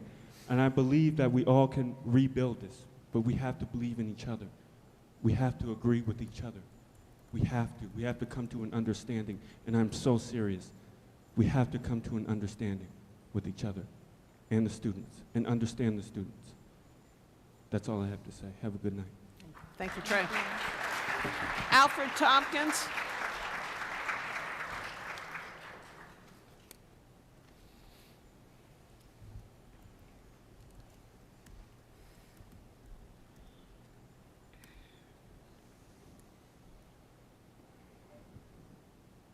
Good evening, Board. Good evening. Thanks so much for allowing me to come before you. My name's Alfred Tompkins. I've been in the community all of my life, raised my family. I'm a grandfather and even great-grand. The topics tonight, I've really been encouraged by the conversations that have happened. Our young people and what they've had to say, very pointed, all of those things. I'm an elder in the community as well as a pastor, and I feel my part in the aspect of as we're coming together, this is like a family conversation, and hard feelings can come out. I think of having courageous conversation. That's what this is. Being a little uncomfortable, challenged by the different thoughts and all of those things. And that's been running through me all evening, as well as the other evenings that I've attended these meetings. I do think that healing needs to take place in our community. I do think that hope needs to be present in the healing. And at the bottom of it, there's a discussion, they say, you know, it takes a village to raise a child. Well, you know, it takes a healthy village to raise a child. And I believe we're on that path in being able to have these discussions in such a way, such a helpful way of being able to hear all of the sides before you make a decision. But as an elder in the community, I feel that love needs to be very present and needs to be on the forefront as we discuss these matters. I appreciate what was said earlier about the police officers, where they're coming from, their testimonies, the fact that they're back in the community. The things that I've observed at the high school with our officers have been nothing but good stuff.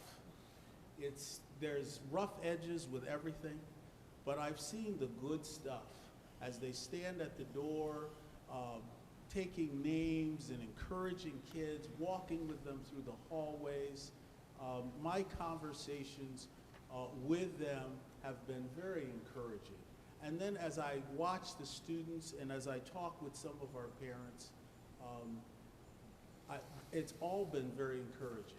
So I'm for having the officers in the school. Thank you so much. Thank you, Al. That concludes the number of people I had signed up to speak, and so we will turn at this point to board members. I'm sorry, we will turn first to the superintendent. Thank you, Board President. Good evening, board members and community. First, I want to thank everyone who came out to our community fair this past weekend. We had a great afternoon turnout. Many of our community members were on hand to share information about their services. We fed the community hot dogs, hamburgers, cheeseburgers. Kids were engaged in some games, physical activities the entire time. It was a fun afternoon, something that we hadn't done as a community in over 2 years since this pandemic started. A lot of work goes into planning these events, and so with that, I do want to thank Dr. Cotto, Al Tompkins, Simone, Devon, Damani, Farley, Tiffany, and many others in the Office of Innovation, Equity, and Engagement who played a role behind the scenes to make that Saturday event happen. I also want to thank Shane, amazing partner at Boys and Girls Club, for hosting us. More to come as we get back to quote-unquote normal when it comes to community engagement and opportunities for our families. This week we started, New York State obviously brought back testing, so we had to do our ELA testing in grades 3 through 8. We were underway. While we're required to administer this test, it's worth noting that there are some helpful portions of it because it does inform our ability to compare students to where they are in terms of meeting state standards. Sometimes this could also determine, as we move forward for next year, if kids may need additional support in reading or mathematics, and even in the science for performance tests. There are 2 testing days this week, which is very different than in the past. In the past, it's been 3 days. But students do get as much time as they need, and I do want to make sure that families are aware that testing is going on. We did try to communicate it, but I figured I'd use this platform as well. Today was the second of the 2 days, and tomorrow we'll start our makeups for any kids who may have missed it. We'll have an opportunity to catch them up. The administration has gone fairly smoothly to the point of 98% of our kids have taken the ELA exam, and just under 2% or just over 2% have opted out. We often hear about mental health needs for our students and families, and I'm encouraged to tell you through the Office of Student Support Services, we're going to be offering free virtual counseling to students and families. It's very easy to sign up. You can call this phone number, 518-881-3412, or you can sign up online. The link is on the website. It was in my brief, and it's we posted on social media as well on Facebook.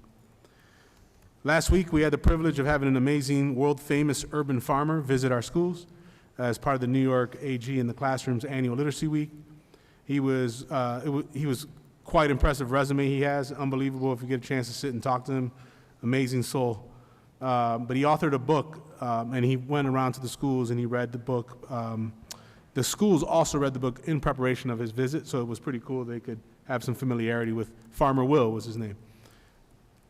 He spoke to our middle school students about food accessibility and justice, urban farming, vermicomposting, which is something I didn't even know about until I heard him, and his work to feed his community.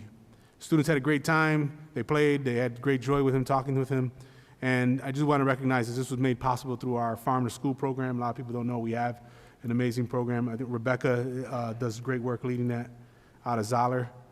And we're grateful to her and all of the individuals involved in this partnership.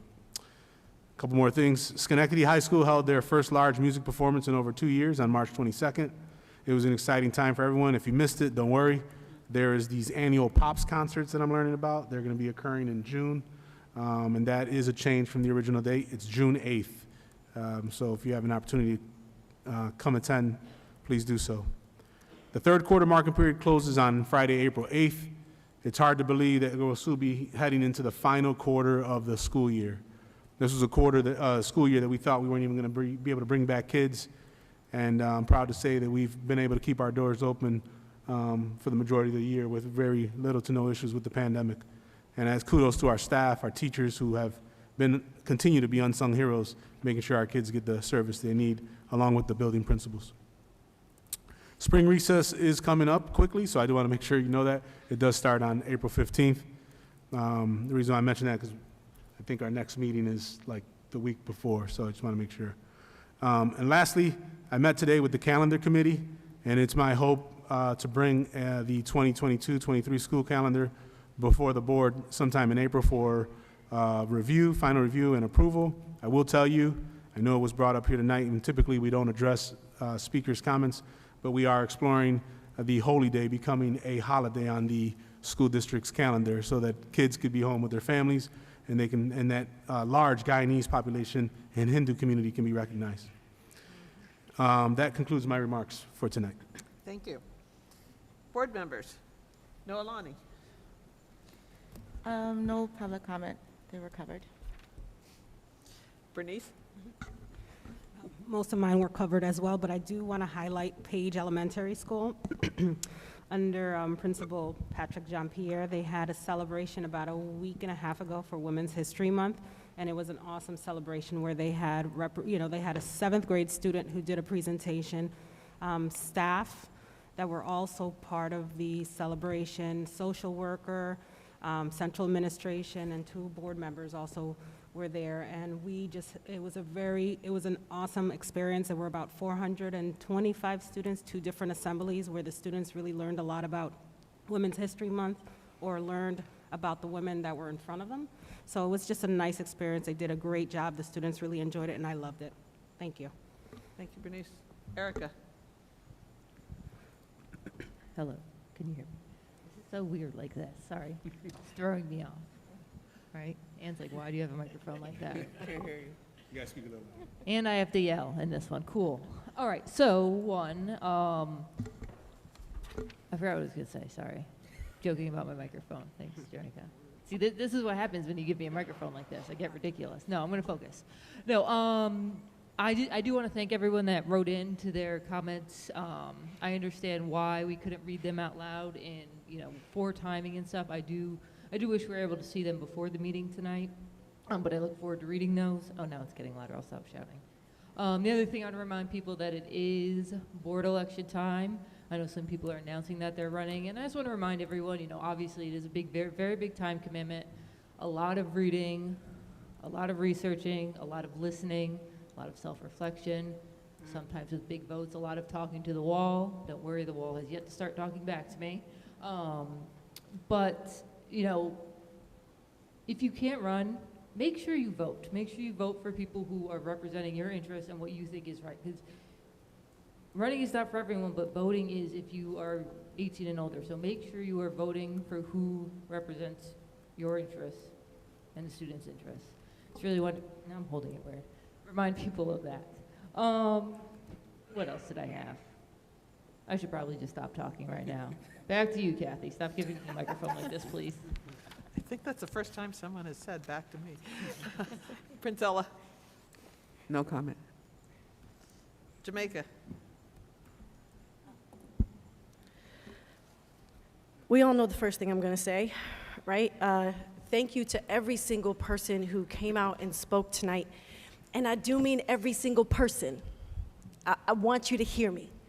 I mean every single person who came out and spoke, because for us to make informed decisions, we need to listen to everyone who speaks and then be informed moving forward and understand what are the things that we agree upon, what is it that we are trying to do collectively moving forward. And safety is the theme that we are hearing. I think we all agree that we are trying to keep our children safe, but we definitely know that we don't agree about how that's going to happen going forward. We have heard a difference of opinion. There's no question about that. And I want to say sorry for a couple things that I had no control over. One, the voices that have been silenced, because we should have known in advance those letters were not going to be read tonight. Those emails should have been sent to us in advance if they were not going to be read tonight, because I know for a fact they wrote in because of the conversation we're having tonight.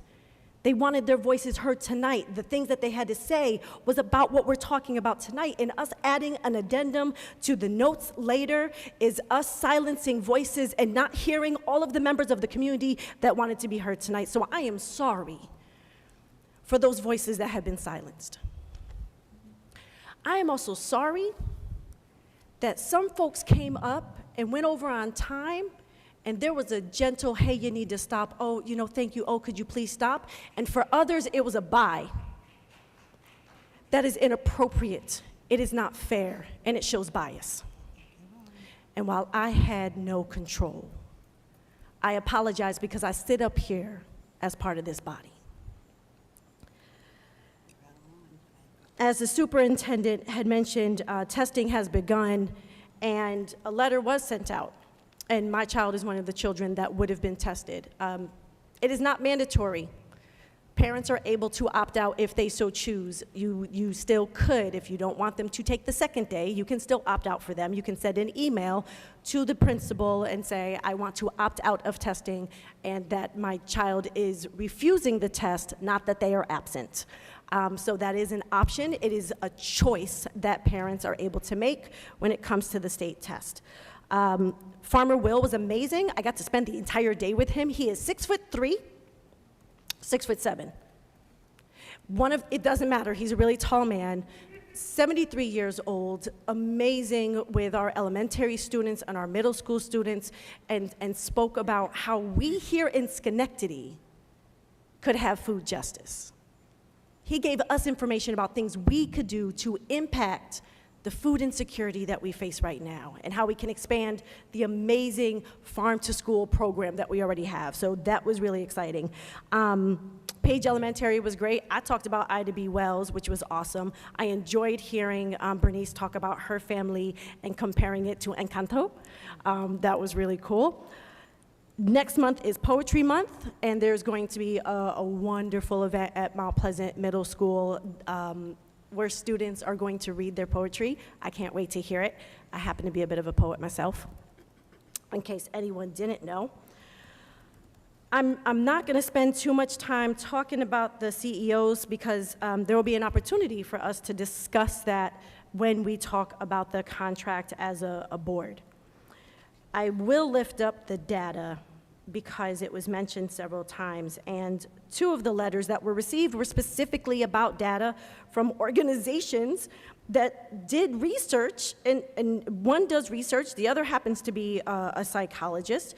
NICLU sent an amazing 4-page letter that cites research and reports specifically about police in schools and the data that reflects the harm it causes.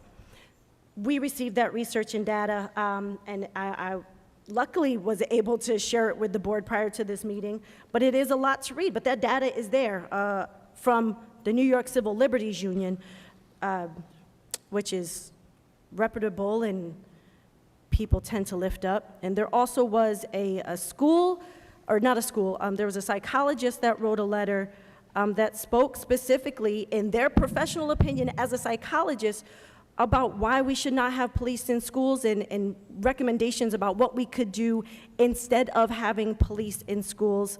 Again, it is a missed opportunity to hear this information when we're having this conversation tonight, and hopefully when we do talk about it later, we talk about facts and not fear. Ann? I just have one quickie, that the SCLA program is making a fish fry dinner on Friday, and it will benefit the wrestling team. So I encourage everyone. I'm not sure how people can get this. Is it on the website? Oh, we can put it on there. Yeah, because there's a QR code you need to do to put your order in, and it's pickup only this Friday from 4 to 7 p.m. And as we know, our SCLA students do a great job every time they feed us. So I encourage everyone to support our students and our wrestling team. Thank you. And I would mention that I had the opportunity to hear Farmer Will for about an hour or so at the Boys and Girls Club on an evening, and it was amazing. And the word you used, verma, whatever, is worms. That's what that has to do with in terms of the composting. So it was he was a very interesting man. Started a farm in the last farm. He purchased the last farm within the city limits of Milwaukee in 1993. He was an NBA star, as Jamaica referenced. He obviously has the height to go with that profession. And so he bought the last farm, 2 acres. But what he was doing with those 2 acres, the pictures that I could see, it was just amazing. The other thing is I went on Saturday to the community service fair that happened at the Boys and Girls Club, and the school district reminded people that young children could be registered for kindergarten at this point. There was information from SICM in regard to the box that can be done. It's a CSA type program, giving people food. There was information from STRONG, Sisters Truly Ready, Overcome, Nurture, and Grow, and many other organizations. Ring of Hope was there, and so on. All of these services are available in our community, some strictly for the young people, others for the family, as I've indicated, and it was well put together and well attended. I was able to, I was there at the latter part of the period, so I just wanted to thank the school district and the Boys and Girls Club and all those individuals involved in tabling at the event. Okay, at this point, we will move on to the resolution to authorize a contract related to the community engagement officers. And I would entertain a motion to approve this resolution. So moved. Second, Bernice. Ann, second, Bernice. Any discussion?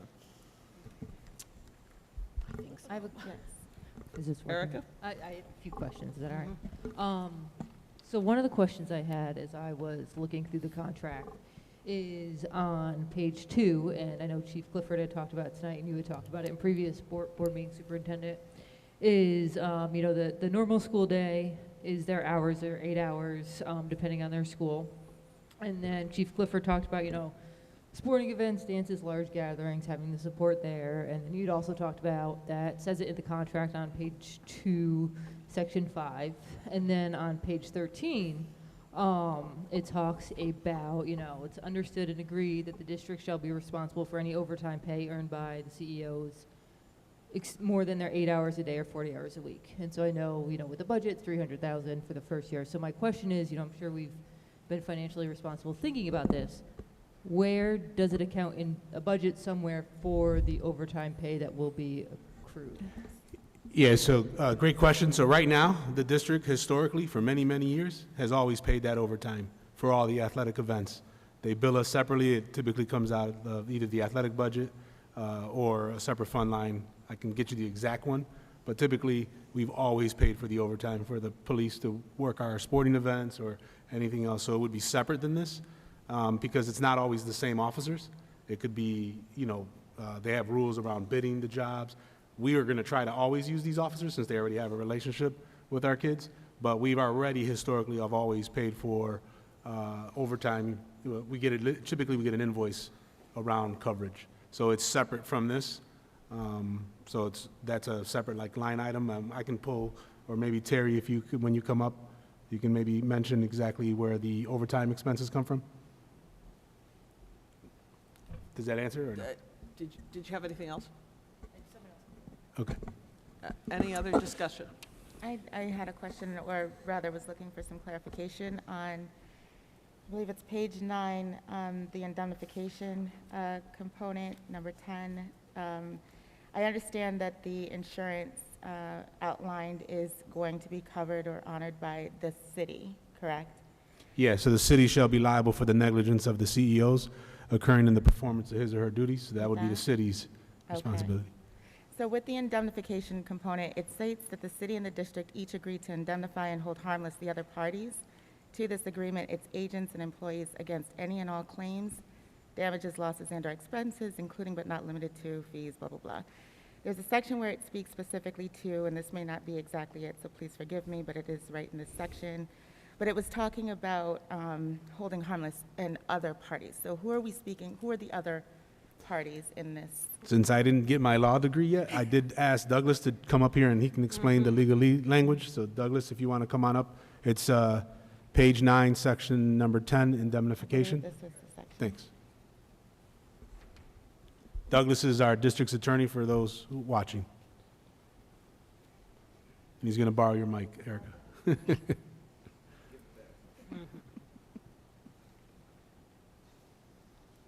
It should be on already. He's got to talk loud. Yeah, so this is I don't really hear myself. This is a standard indemnity provision, which essentially says it's in the eventuality that there's a suit that's filed, and what we are essentially saying in here in lay terms is if someone from the police department engages in an activity that is deemed improper and they're responsible, it's their responsibility to pay through their insurance. And in the reverse, in our case, if it was a district person, then it would be the district's responsibility through our insurance. Sort of, excuse me, indemnifying each party against each other's actions, because this is a very I hope that explains it well. It's essentially like if our person is found liable for a particular event, our insurance covers them. If it is predominantly the city's, in this case, employee, that's responsible for whatever might have happened after a suit, their insurance covers it. So we indemnify one another. So it's any of our agents, anybody that would be deemed a district person, employee, volunteer that we've asked to be at an event, something like that. So I definitely understand. So anyone who is an employee of the district, right, our personal policy comes into play. Yep. Anything dealing with the CEOs, it would be the city's policy. Yes. So I guess my question then becomes, if there's a suit filed and the city and the district are both named as defendants, whose insurance, I understand they have their policy, if we're named, are we paying? So so if it was a suit, Douglas would represent us on our portion of the suit. Their lawyers and their insurance would support them on their portion of the suit if we were both named in the suit. Okay. So then our policy does come into play then? Yeah, but it only would If- cover our side of the expense and if there was a judgment that said there was some, we were Right, found. for damages. Right, So if right. an award is given, then they can pay, and then we would also be Yeah, if we were held named accountable and if there if it was found. joint and several or something along those lines, we could possibly pay out from our policy. Yes. Correct. So if someone, if there's an incident in the building that involves a CEO or other police officer, and we are sued, we're liable if it's founded. This does not prevent us from being sued. No, I think it's probably pretty fair to say that there's no language in any contract, regardless of who it's with, that would prevent you from being sued. The question then becomes, who's responsible for paying when there's a judgment that is issued, whether it's against there's determined is liability that results from whatever the incident is. The question is who would be responsible, depending upon who it is, whether it's a city employee or a district employee, that would dictate who would pay out. By us going into a contract with the city and inviting the police department in, would it not then, be the possibility someone says, well, you let them in the front door and this happened? I think that situation could happen when a fire alarm gets pulled. They're let in, again, we technically cannot, fire alarm gets pulled and they usually respond, the fire department responds. We're open, even in a simple situation like that. If we were in a lockdown and there was a weapon brought in, they have to respond. They're required. I think that portion, I think someone stated the language about board policy cannot supersede city and state law and their responsibilities to fulfill their duties. So we could not stop them from coming in on certain things, so that we can inherently be open even if we didn't have this agreement I mean, in and I place. do understand your point. Your point is, well, we let them in, so wouldn't we then always be liable? And the short answer to that question is no. To your point about who do they listen to?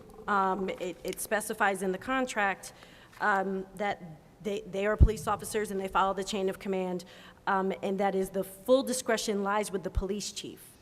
That whatever it is that the CEOs do in our buildings, they're following their duties as law enforcement.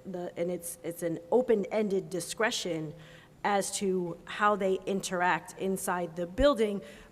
But we've talked about how this is our program, but how's it our program if what they're doing is what their boss tells them? Yeah, so I'm going to try to interpret the section a little bit, how I interpreted it when we sat down. And it's really around kind of section B of chain of command.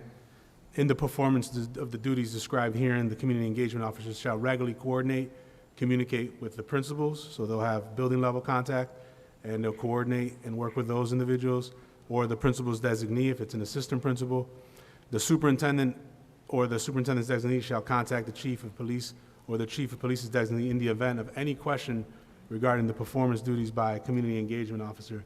So the piece where I think the confusion is, if there is a criminal activity occurring that is bound under their rules, I can't prevent them from responding to it. So for example, if a student or some adult came in with a knife, I couldn't prevent them from fulfilling their duties that they are sworn to do because of the fact that it's in my campus. I can't prevent him from doing it. They can supersede my authority if it endangers the health and well-being, and I could be wrong with the terminology, but the health and well-being of those that they're protecting and serving. So that's where I believe the superseding piece comes into play.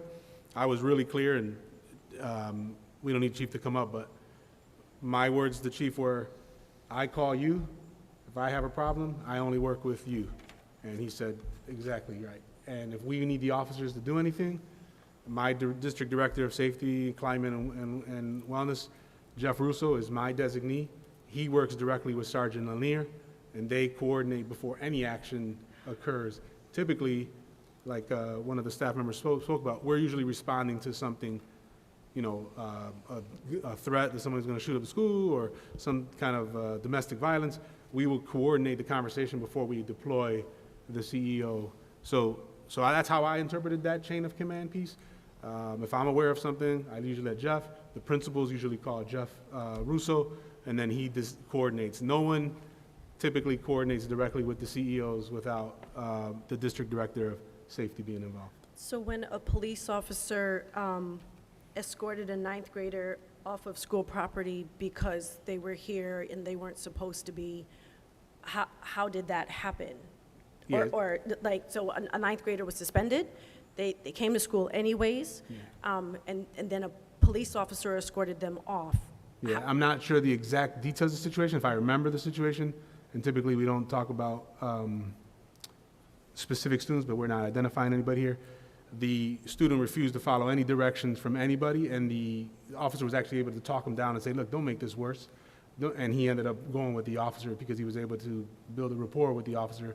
Said, I understand it doesn't need to go this great. Walked him off with integrity. There was one other time we had a student with a warrant, and the officer said, look, we're not going to make a scene.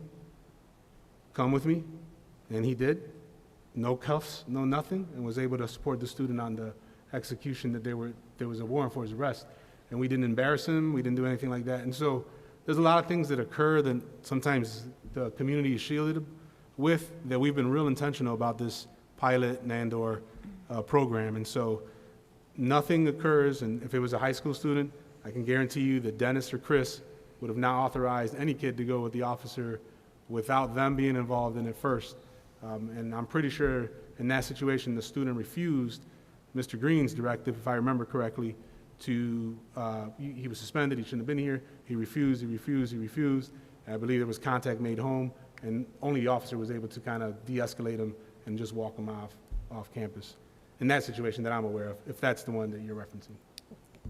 Okay, so there weren't any other, we have a full safety team, and there was no one on our safety team that was designed for this purpose that would have been able to handle that situation, or it just happened to be that the officer was closer by, because the other part is about the proximity within the contract. It says the officer's hours are 8 hours a day, but they come and go as directed, so that if they are called for something else, they have to follow their chain of command and go someplace else, but that 8-hour day is still on our ticket. Yeah, so typically the reason why they do the 8-hour days, and it's a little bit because in that same section, they do have a collective bargaining agreement that they have to follow, and that's kind of what it works with. But they are assigned to us. They don't respond to a road patrol call. They don't leave us to go do something in the community. They are ours. If anything, they leave the high school to go to the middle school, or they leave to go to an elementary school, but they are with us. I would probably say I haven't seen or heard any situation that they left us for part of the day. And in fact, the only time I know that when they call in sick, one of the officers has some young children, and I know he was out, and they called us, told us, hey, we're down to one CEO. We said, okay, and so we at least knew, but I'm not aware of any time that they've left us to respond to like road patrol type of situations. And that's the piece here that I think is something, and I know there's a lot of different perspectives here, so I want to respect that. But response time does matter on certain things, and the fact that they're dedicated to us you know, and I get it, that's not really a Schenectady City School problem response time, but if there's a way that we could be proactive to eliminate that, I think that's important to us. And so I 100% understand what you're saying. If they leave us, we shouldn't be paying for that time. And you're right, we shouldn't be paying for that time if they leave us. But I have not.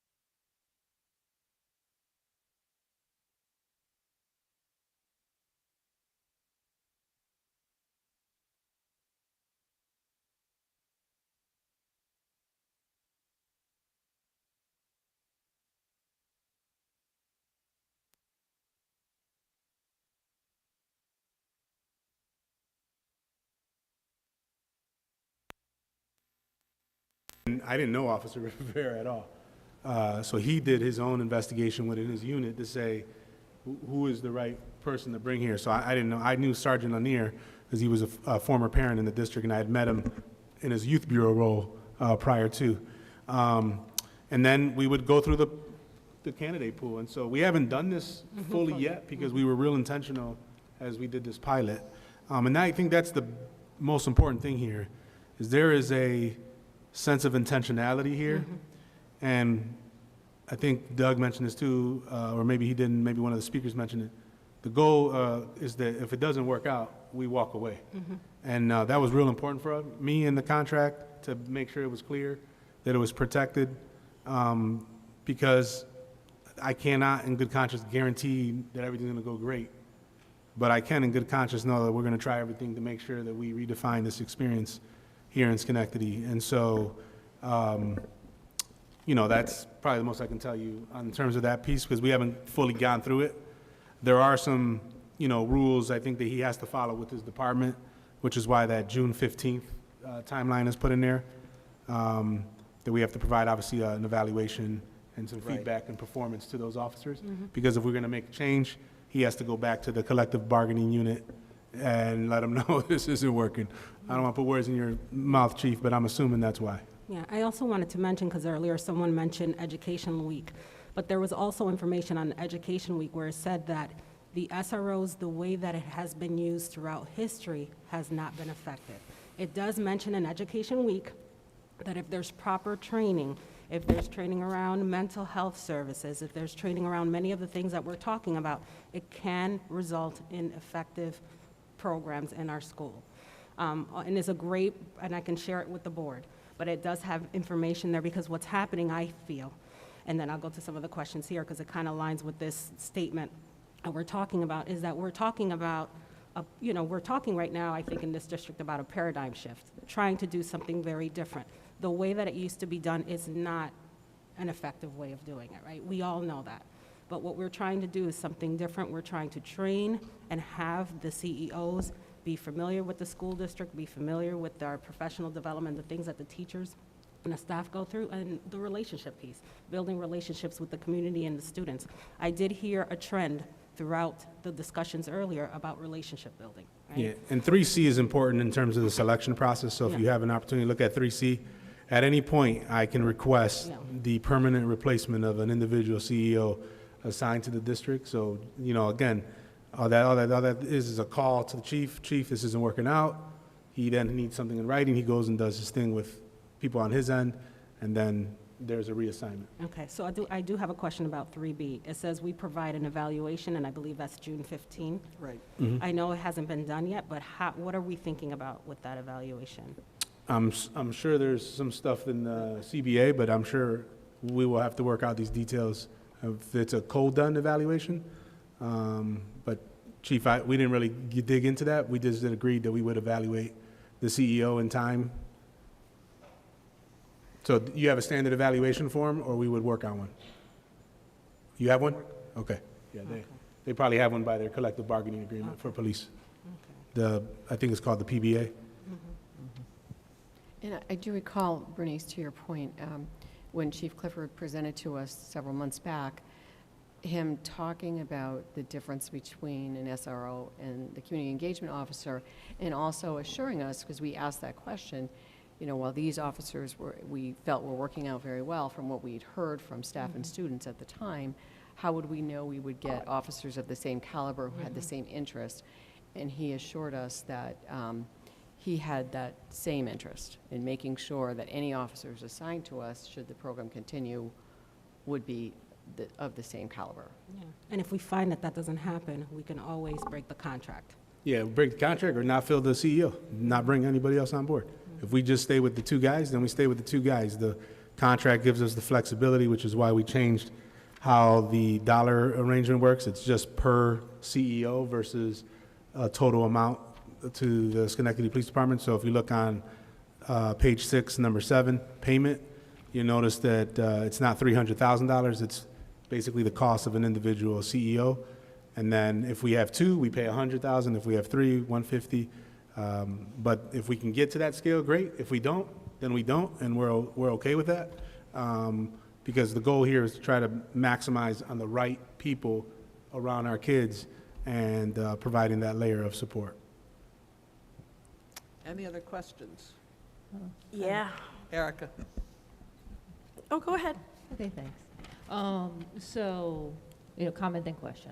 So I do, 100% support police building positive relationships with the community and the kids. And I think, just to point out some things they have been doing, simply thinking about Read Across America Day. There's officers in the elementary schools reading to the kids. There was a police and teen basketball tournament at the Boys and Girls Club not too long ago.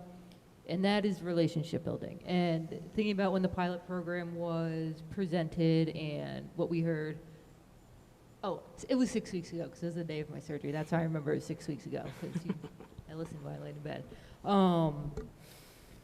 On the basis of those presentations, really was forward thinking, changing the relationship with the police and the schools. And then when we were able to read the contract, I did, I'm not gonna lie, became nervous, right? Because, hearing words in the contract like deter criminal behavior, maintaining order, there's that relationship building piece, but then there's that second piece. And I'm not saying there's not safety concerns in the high school and the middle schools that really need to be addressed, because there are, and I know there are. Because I've talked to a lot of people the past 2 weeks, and I understand that. But relationship building are those things I mentioned. These give me pause. So when we talk about, we can end the contract at any time, what is the threshold? What is the data that's going to be presented that you're going to see that you're like, this needs to end? Who ends it? Is it just up to, are you like, all right, we're done, or is it something we have to vote on? That's just me trying to understand better. Because, yeah, there's some language that, does make me take pause and make me nervous. And so in terms of ending the contract, who does that fall on, and what is the threshold? So I don't think like a specific threshold was determined, or I have one in particular, like one single metric. I think it would be a combination of things. I think it would be an incident could occur, and it really just like, you know what, this didn't work out how we thought it would. It could be a culmination of incidents. It could be 6 months from now, it's not working out how we thought. We don't have any talent. We're not getting the right officers. You know what? We tried it, didn't work out well. Maybe the chief has to walk away. He can't hire any more officers for road patrol. He needs to take these officers away. That could be the reason why. So I don't necessarily know if there's one single determinant. I do know that this is important to the community and the board, so we'll be watching it, and we have been watching it. And so I don't even have to watch it, because I know whatever happens negatively will be brought out to the light. And so I'm not sure if it's a specific metric. Typically, the way contracts work is once the board approves it, then we follow what the contract allows us to do. I'm the one that has to implement the contract and evaluate it. So technically, I'll be the body that would monitor it. But at any point in time, the board could ask for an update, a report. The board could vote on abolishing the contract at any point in time, too. So, that is within your purview as a governing body. Thank you. Last question, I swear. No, you're fine. So anecdotal evidence is great, surveys are great.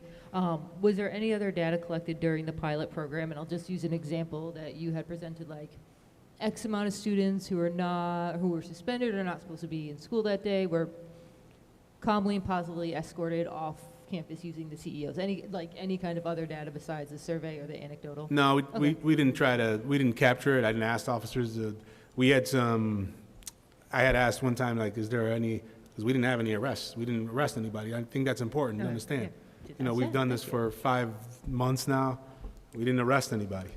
I think that's, important. Like, no one's gotten arrested as a result. It's real intentional. I'll give Sergeant O'Neill a lot of credit. He's a sergeant. He's on board, and his testimonial gives you his lens when he walks into these situations. But that is data I can say. We haven't had a student arrested for something here specifically in the building. Now, we have had families reach out to us to say, I need that officer to come to my house. I need some help. I need some support. And things could have happened that we don't track or know of. Some of it being domestic, some of it being other, but I don't have a specific data point to say that, other than we have not had an arrest by those 2 individuals in our campuses. Yeah, no, I know, a lot of stories I heard was a resource. They were able to go to schools that really been able to help families, right? Thank you. Can I just ask a question? We know that the SFT presented a letter Mike read a couple weeks ago in support, in favor of the CEO. Have our other bargaining units had any opinion that you've heard of? Just curious. Not to put any bullseye on her, but Donna Fowler spoke, and she's an administrative union representative for district office, part of SAA. I have not heard directly from folks, but I know the clerical unit has, expressed some support, but I don't want it to be about that, so I want to be clear, not about bargaining, I'm just curious, Yeah. because the SFT had made that. Yeah, they have had, and they were in the survey for the high school staff. I think it was like 76% of the teachers supported having them there, but the other point to that, and again, the counterpoint is, the majority of our teachers represent one demographic, and that's important too. So, I'm not trying to minimize the counter argument. What I'm trying to ask the board to do is, we've been working really hard to change the narrative of what Schenectady does, okay? We've been trying to change our academic experience for kids. We're working really hard to give our teachers and our support staff and our administrators, we're negotiating contract. We're trying really hard to be competitive and to do this. And this is another thing that we're trying to do differently here in Schenectady. And again, if we're wrong, I'll be the first to say it didn't go well. The pilot has gone fairly well. We haven't had anything that has singularly stood out as a, seminal moment for the pilot that has been something that's counterproductive. I think it's because of the intentionality around it, the lens that we're approaching it very differently than the old SRO. You just walk in the building, you don't really know no one, they don't know you, you get assigned by seniority, these types of things. You get whatever training SRO school says you get. You aren't forced to dialogue with the district superintendent or the designee. We have their cell phone numbers. Like we are in different. So I just want to be clear. Like I can't, in good conscience, tell you that the other counter voices are less important. They are important. That's what's informed my approach with this, to say let's do it differently, rather than to not do it at all. When you say there's no seminal moment that shows that the CEO program isn't working or that we shouldn't move forward with it, I can't help but feel like that is ignoring the students who have already said they are traumatized by police in our schools. Right now, right now, there are students in our schools who have said, this hurts me to know that police are here, that their polo and their khakis are not making me feel as if, oh, it's okay, and I'm not having anxiety and trauma in my life when I come into this building. We have had children tell us that. We do not have any data that shows the officers have made our building safer. There is no quantitative data that you can say, you know what, their interactions have lowered this or done that. I walked these halls just yesterday, and I watched how our students are interacting with each other. And there were definitely moments that disturbed me and had me concerned. And not one time did I see one of the CEOs, right? Because even if there's only 2 in this building, we do still have 2,600 children, right? It were the other safety staff that were coming up and interacting with our children, or not, because there were not enough of them to cover all of our hallways. But when we say there are not seminal moments, children put themselves in harm's way to come here and bear their truth to us. And I feel as if we are not giving enough weight to the sacrifice they made to speak about their trauma to us in a public forum. I went and looked up the survey that Ann was talking about, that 388 responses were students and 71 responses were staff and 45 responses were families. We don't collect racial data. We don't collect gender or sexuality. So we can't even say that this is an equitable study, as small as it is. 38 students, we have over 2,600 students. I can't do the math that fast. But 388 is not a representative size for the body that we have. And again, there is no equity in this data, but we did pass a DEI policy that said we're going to be equitable. And I did share with the board an equitable survey from our community that 305 Black residents in this city took. And when they looked at safety, what it meant for them, because equity is about listening to the marginalized voices that still had diversity among it. We don't have data from our school that says in an equitable way, we did a survey or did research, and here's how we know that we're not harming our students. What we do have is students that came and said they are being harmed. I'm having a little trouble with 388 not being equitable, but 305 because is they are in 305 Black voices. In a city of 66,000. Understand the disproportionality and the impact of students individuals. In this population of 2,600.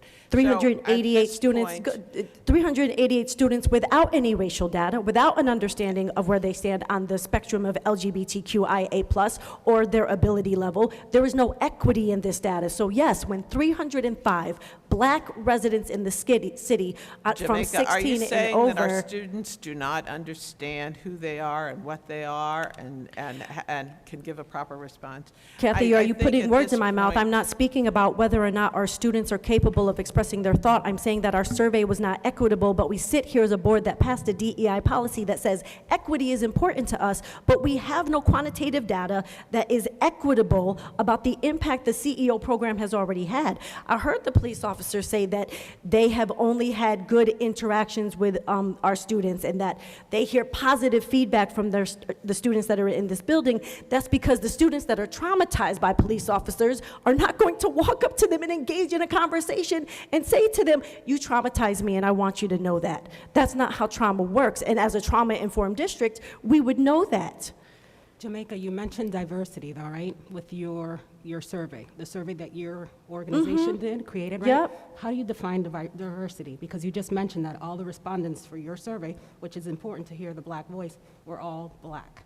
So can you define to me what you mean by diversity? So what I said was that while they were all Black, they were not all the same, right? The diversity within any community. Absolutely. Right? Because I sit here as a Black woman, but I'm not the same as the Black woman sitting next to me. There's diversity in who we I'm a are. Black So Dominican, absolutely, I know within that. the survey, there was a range of individuals by age, by gender, by sexual orientation. So yes, there was a range. There were those that were currently homeless or formerly homeless, those that have PhD. I actually don't know if there was a PhD, but there definitely were those that had a master's or those that had no high school diploma at all. There was diversity within that group, but the point was the equity of listening to the voices that are disproportionately impacted by policing in this community. And we are talking about putting police not in just our high school, but also in our middle schools that are predominantly students of color. So yes, That when we're survey talking about has really marginalized. no relevance to this situation. In and your I'm going to opinion, terminate Kathy, it the right survey at has the no moment. relevance, but we're talking about equity and the impact on our students who are At this predominantly point, students of color. Are there any other comments or questions specifically for Mr. Soler? Yes, around confidentiality, it says number 11, confidentiality, but then number 12, information relating to services provided pursuant to this agreement shall be confidential. So the actions of police officers in our building will be confidential. I have a problem with that on multiple levels, including the fact that we passed the repeal of 50A that says that there's supposed to be transparency with the police department. So why are we signing a contract that flies in the face of state law?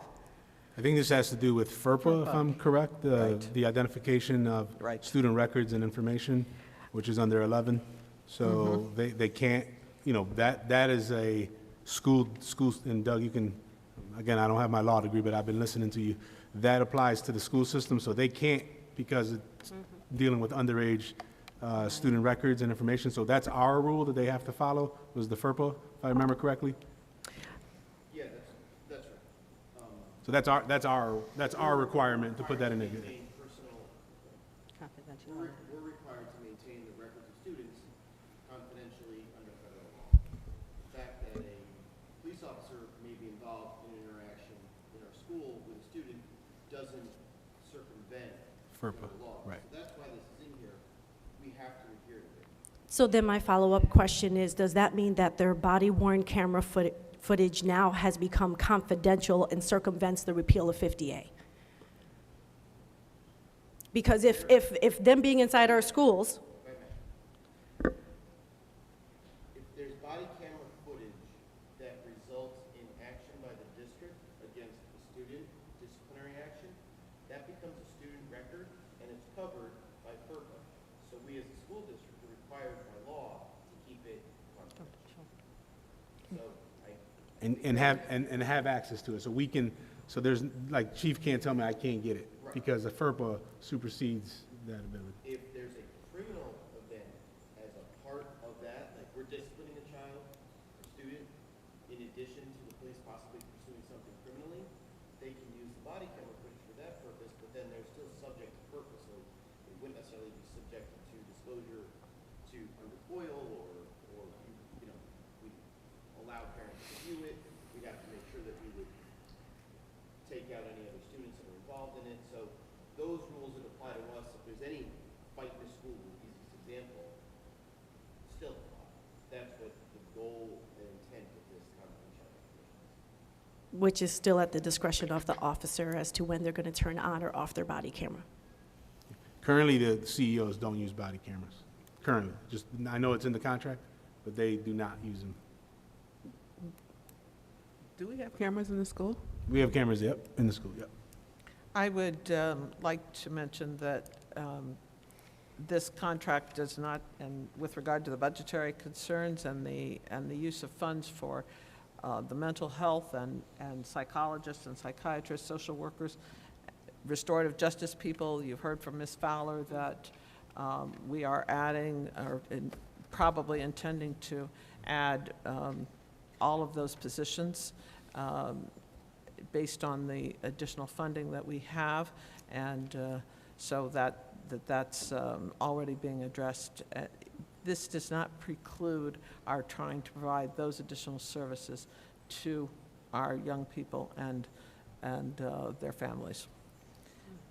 Anything else? Final statement. The data currently supports that all of the things we're adding and that I'm proud of the increase of counselors and social workers and psychiatrists and psychologists, the data supports on a statewide and national level that increases safety inside our schools. There is no data that shows police officers inside our schools make them safer. There is data that has been shared repeatedly that shows the harm that is caused to our students when police officers are inside our buildings. I appreciate that there is a goal for the Schenectady Police Department to change who they have been historically as an institution. I look forward to that becoming a reality. We're not there yet. And this contract is us saying that we are willing to risk some of our children so that others might feel safe with no fact-based data that supports that they will be. Okay. Is there any other final statement from any other board member? All right, hearing none, we will proceed to the vote. It's been moved and seconded, so, and all those in favor, please say aye. Aye. Aye. All those opposed, please say aye. Nay. Nay. Nay. Whatever. Nay, Aye. opposed. 6 in favor and 1 opposed? No. I said nay. Just Did two. you say? 3 to 4. Okay. It's 3 to 4. All in favor. Let's do it person by person. Erica? Nay. Noelani? Nay. Bernice? Aye. Jamaica? Nay. Princella? Aye. Ann? Aye. Aye. And I'm aye. So that is a 4-3 vote, and the motion carries. Thank you. At this point, I would like to entertain, go into a recess for 5 minutes and come back at that time. So that will be, I don't even know what time it is. 9:44. 9:44. Please come back at 9:50.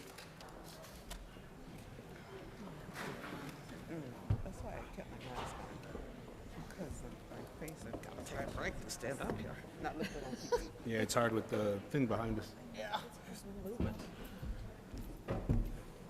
Yeah, I know. And then I guess you see the behavior of the ones who spoke and how they were cursing and everything. I don't blame. I see why they're a little afraid.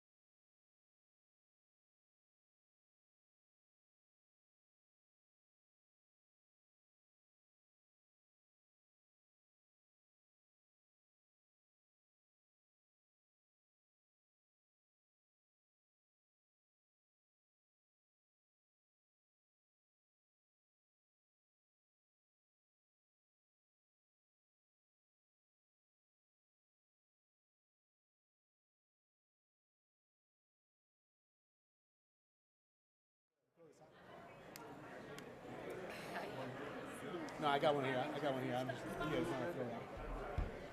Yeah, they're French fries. Liver and onions. Liver and onions. No carbs. Listen, I need my French fries. Yeah, it's not worth it. You had the vote. That's what I figured. It doesn't matter. I mean, I don't eat red meat. So Get I your can eat microphone. French fries. I don't eat red meat, so I can eat French fries. It's your microphone, man.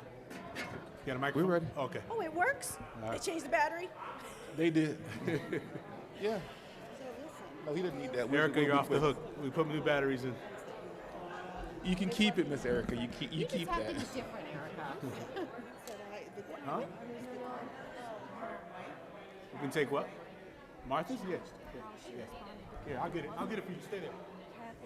You can stay there. What happened to yours, Erica? You, the microphone? Would you break it? So I'm sorry that I didn't specify. No, Yeah, you broke it. thank you. I'm sorry that I didn't specify. I don't want to. But I wasn't talking about you and folks in the audience. I was talking about it because half we said to one person I, but to everyone else you treated them differently. Not you. Okay.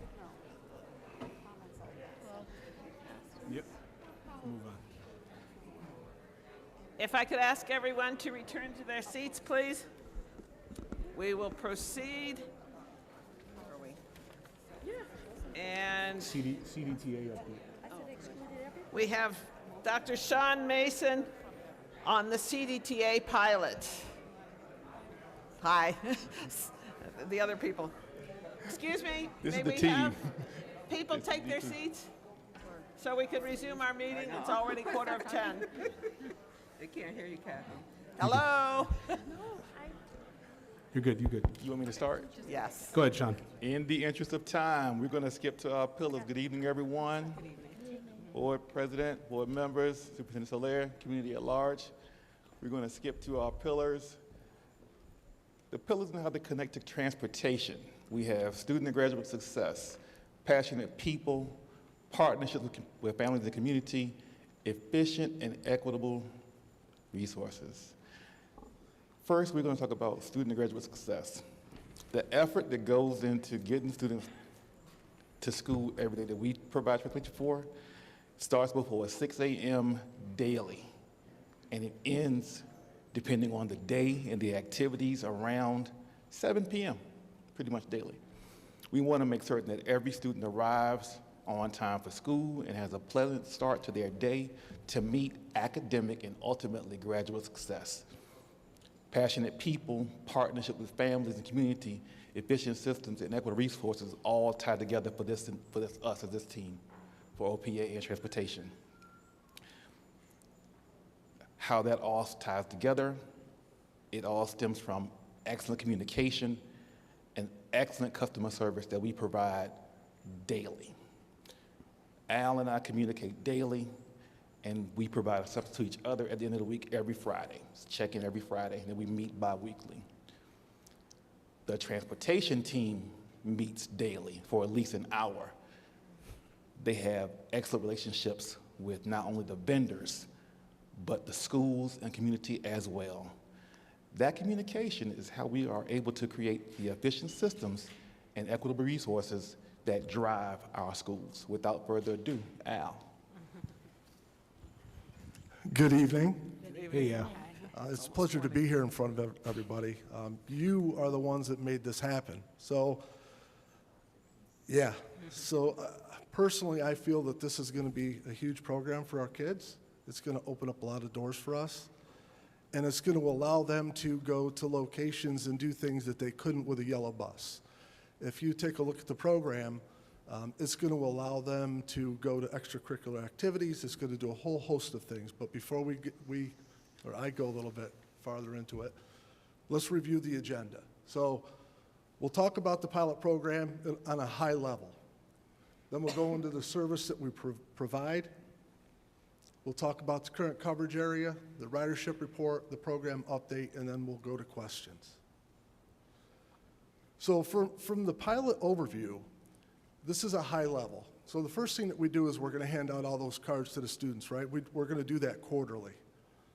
What we did with the initial program when we started is we sent out letters to all the parents. It outlined the program. It had a card attached to it. And then every quarter, those cards expired. And then after they expired, we provided them with a new card. The good thing about the transportation that we have is it's very safe.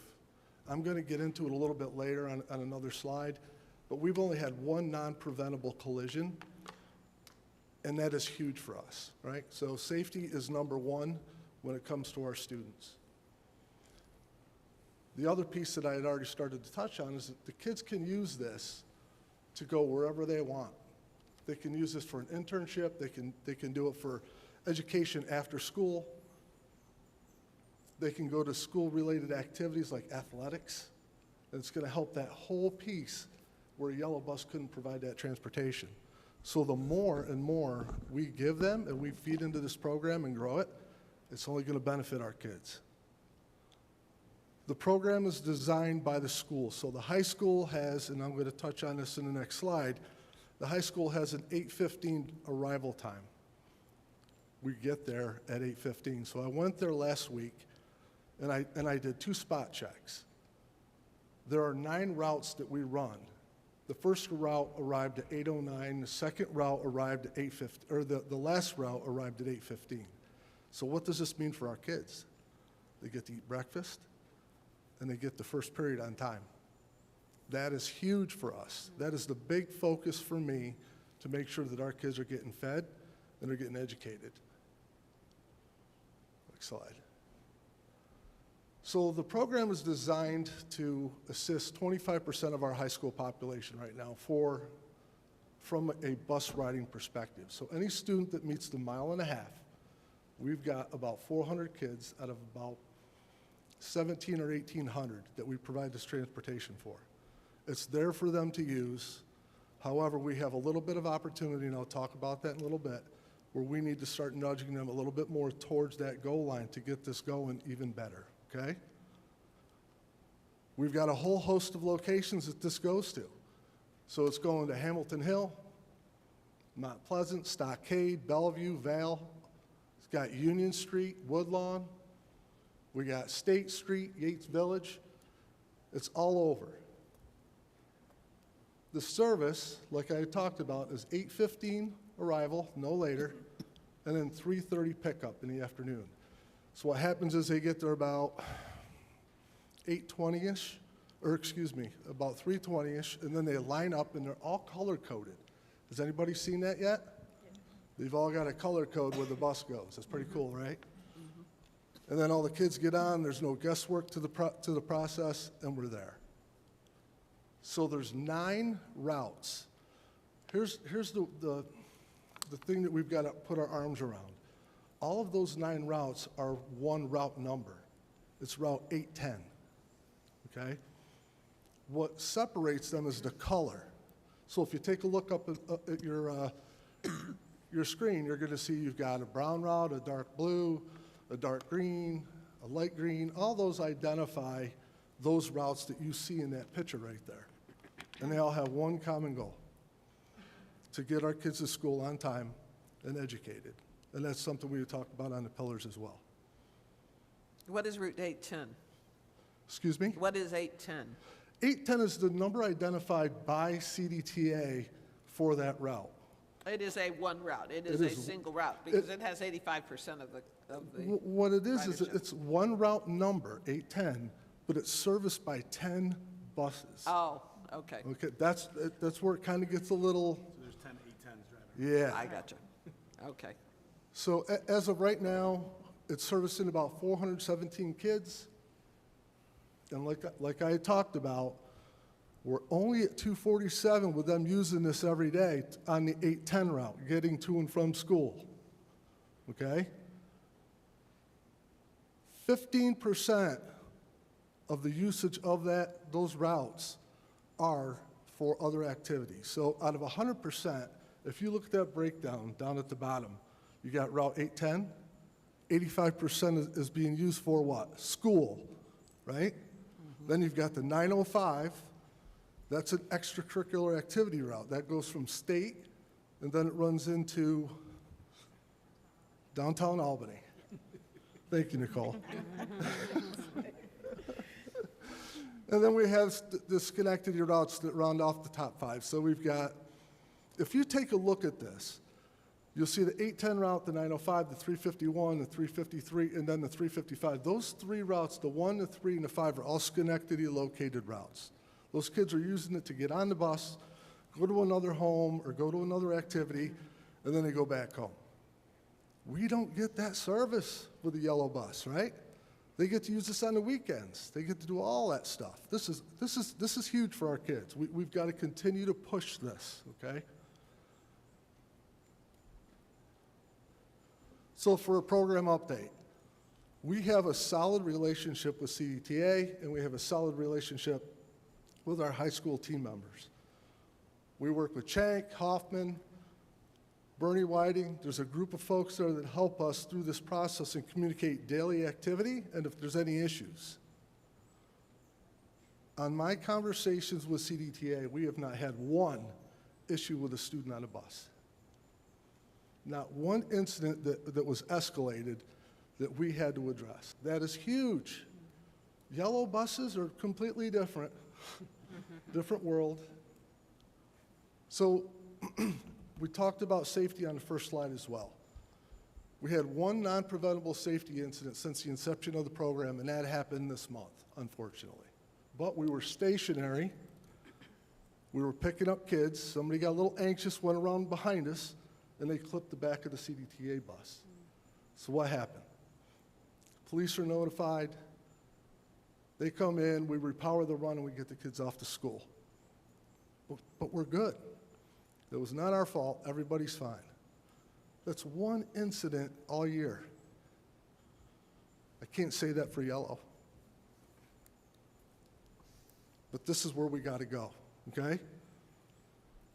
So I'm asking you guys, I'm asking for some permission, and I want you to help me grow this little program, because eventually I want it to be all of high school. So let's talk about that. So for 22-23, I had a meeting with CDTA, and all they could give us was 3 additional buses.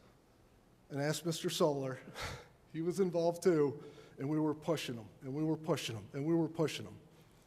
But they could only give us 3, and that's only because that's all the bodies they could give us. Right now, transportation is very difficult.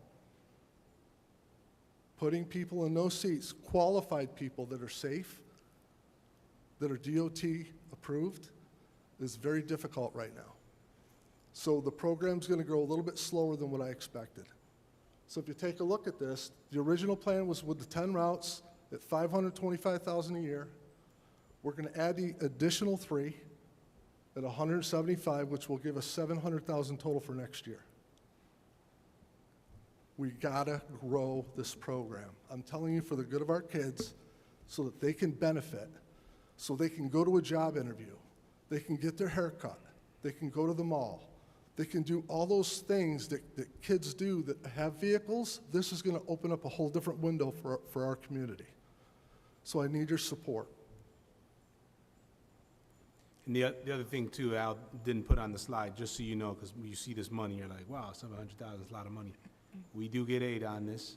Yes. And so that comes in the following year at a 90% rate. Correct. So, so we will make a $700,000 investment. 90% of that comes back the following year through transportation aid. So, What's the occupancy on each bus? I mean, in terms of fullness or capacity? That is a great question. Whatever. So the target was to get 55, 60 per bus. That's not happening right now. No.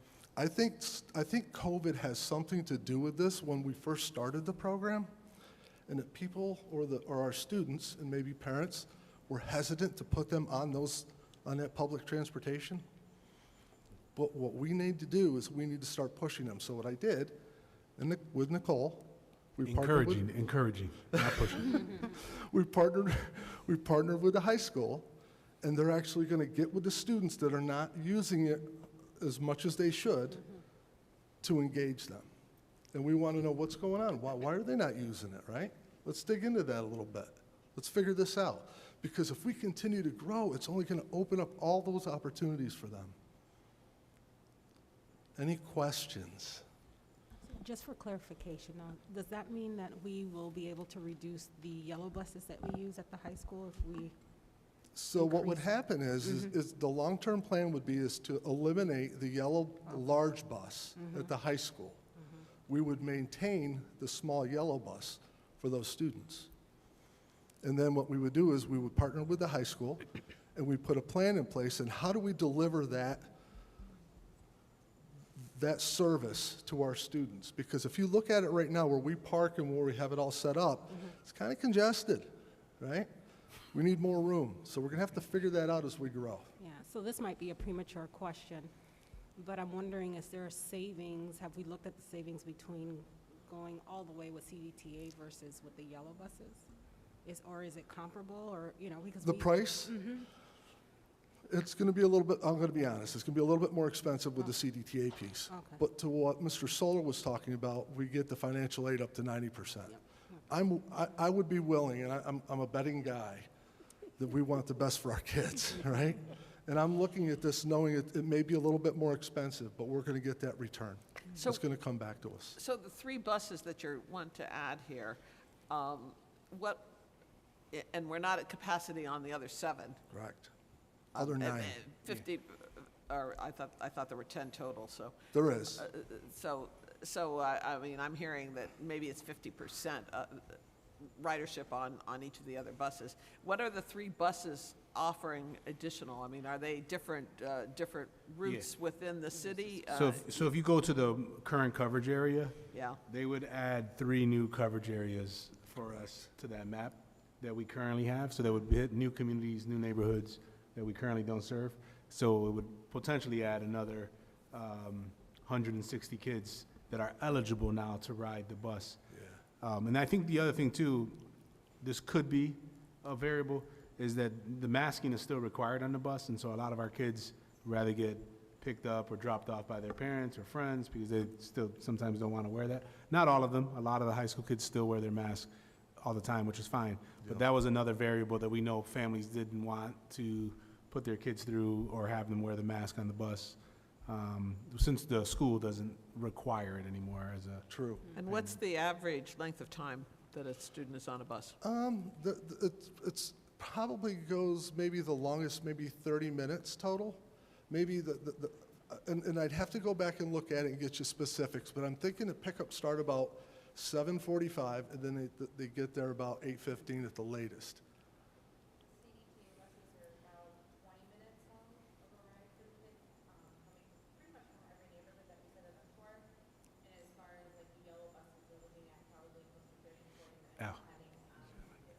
Oh, I'm sorry.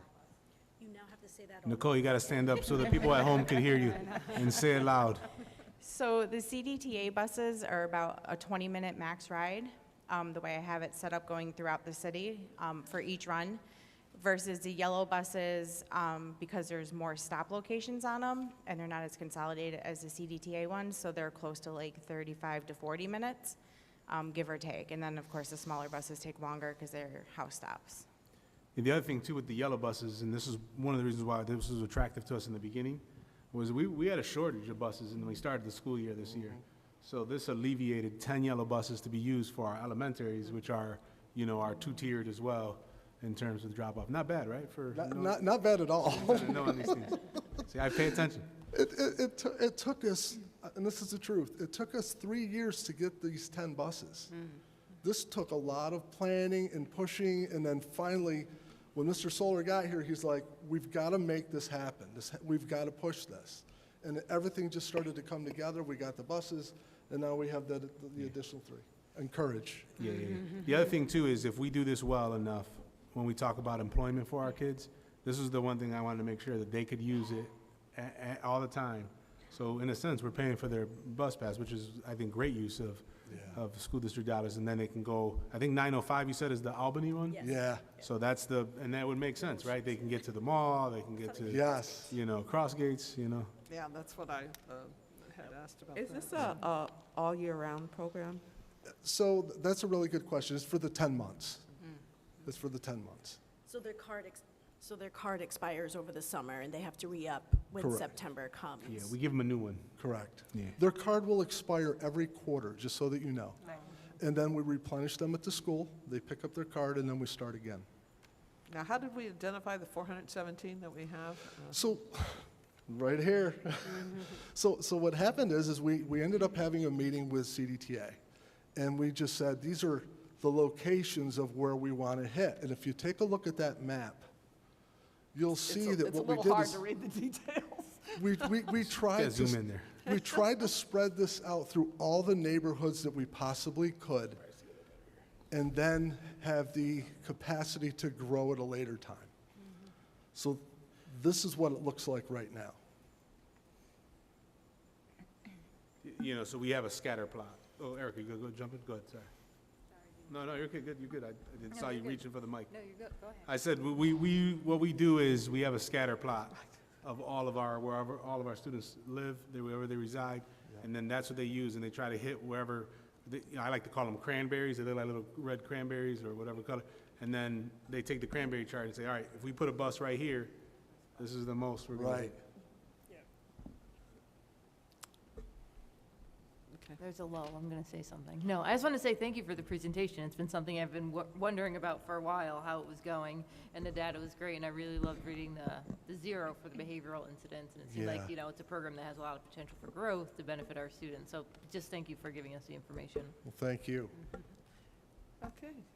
Any All other set. questions or comments for? Just real quick, I appreciate this program has become part of a wraparound service for our kids, right? The fact that they can use it for work, for recreation, that they have that access.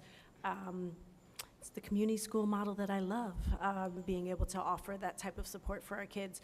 I guess maybe I'm wondering, because there is now this 2-month gap that they won't have the cards, what is the potential for us looking forward to that gap not being there, right? Because if a student, gets a job and is using this to be able to get to work, and then for 2 months, someone might say, well, they just have to pay for those 2 months. Let's be futuristic and hope that, how can we look forward to making it accessible so that those 2 months aren't missed either? That's a great question. And the way I look at this program right now is it's something that we can mold, right? So we're gonna have some misses, and then we're gonna have some successes, and then we're gonna have those questions like you just asked. And I think the answer to that is gonna take the meeting of the minds, and we need to massage this a little bit, and we need to get it so that it's financially stable too, and that it makes sense for our kids. And then once we get there, it may take a month, it may take two months, but we'll get there. And I completely understand where you're going with it, and I agree with you.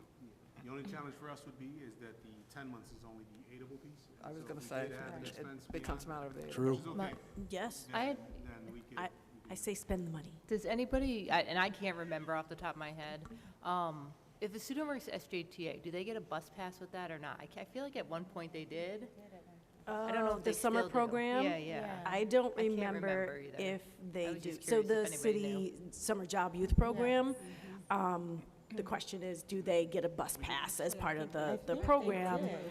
We should know just so we can share with families. I We'll think, investigate.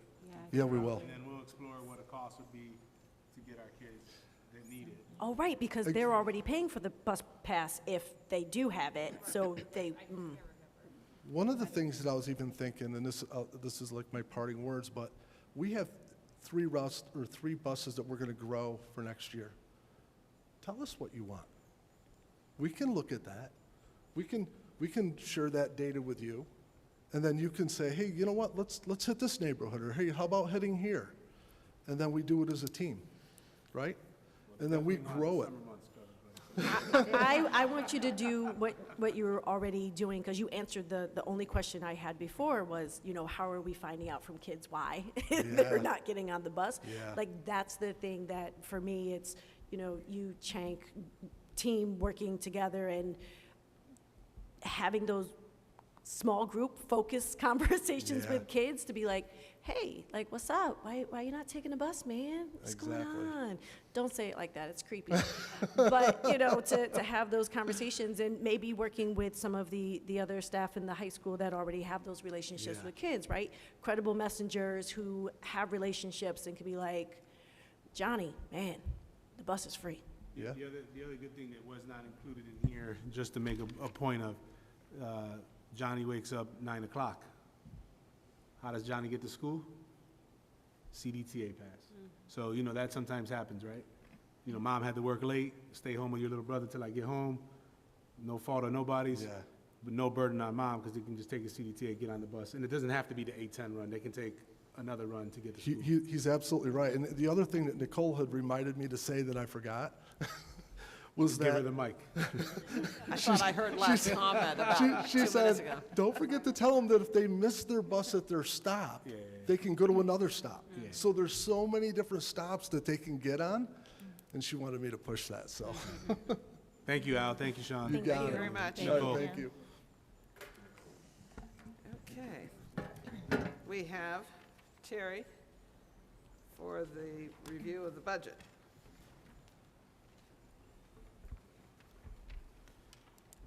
In 5 minutes. No. No pressure, no pressure. Make it quick. All right, the first presentation of the 22-23 draft budget. Is this not working? All right, Got it? we'll skip all the pillars and mission as normal. Just another recap of our enrollment numbers. For each school, there was a question asked previously when we reviewed these in the beginning of the budget process of what relationship of special education are included in that enrollment. So we broke them down between the instructional, regular educational students and the special educational students. Overall, we have 9,160 students. About 1,400 are special education students, and the additional services that we provide for out-of-district students that attend other schools that are not included into the 9,160, but it just shows you the total number of students that are attending other programs outside of our school district. All right, the budget draft is a total of $242 million. A majority of those expenditures coming from the instructional and the employee benefits. Tonight, I'm going to basically review what enhancements and what additional FTEs and programs we've added to the budget from the current year. And then when we meet again next week, we'll go over more detailed particulars and comparisons of FTEs, expenditures of the current year and next year. As you probably noticed when you reviewed the slides, it's a large percentage increase. We're looking at a 10.79% increase in our overall expenditures from the 21-22 budget.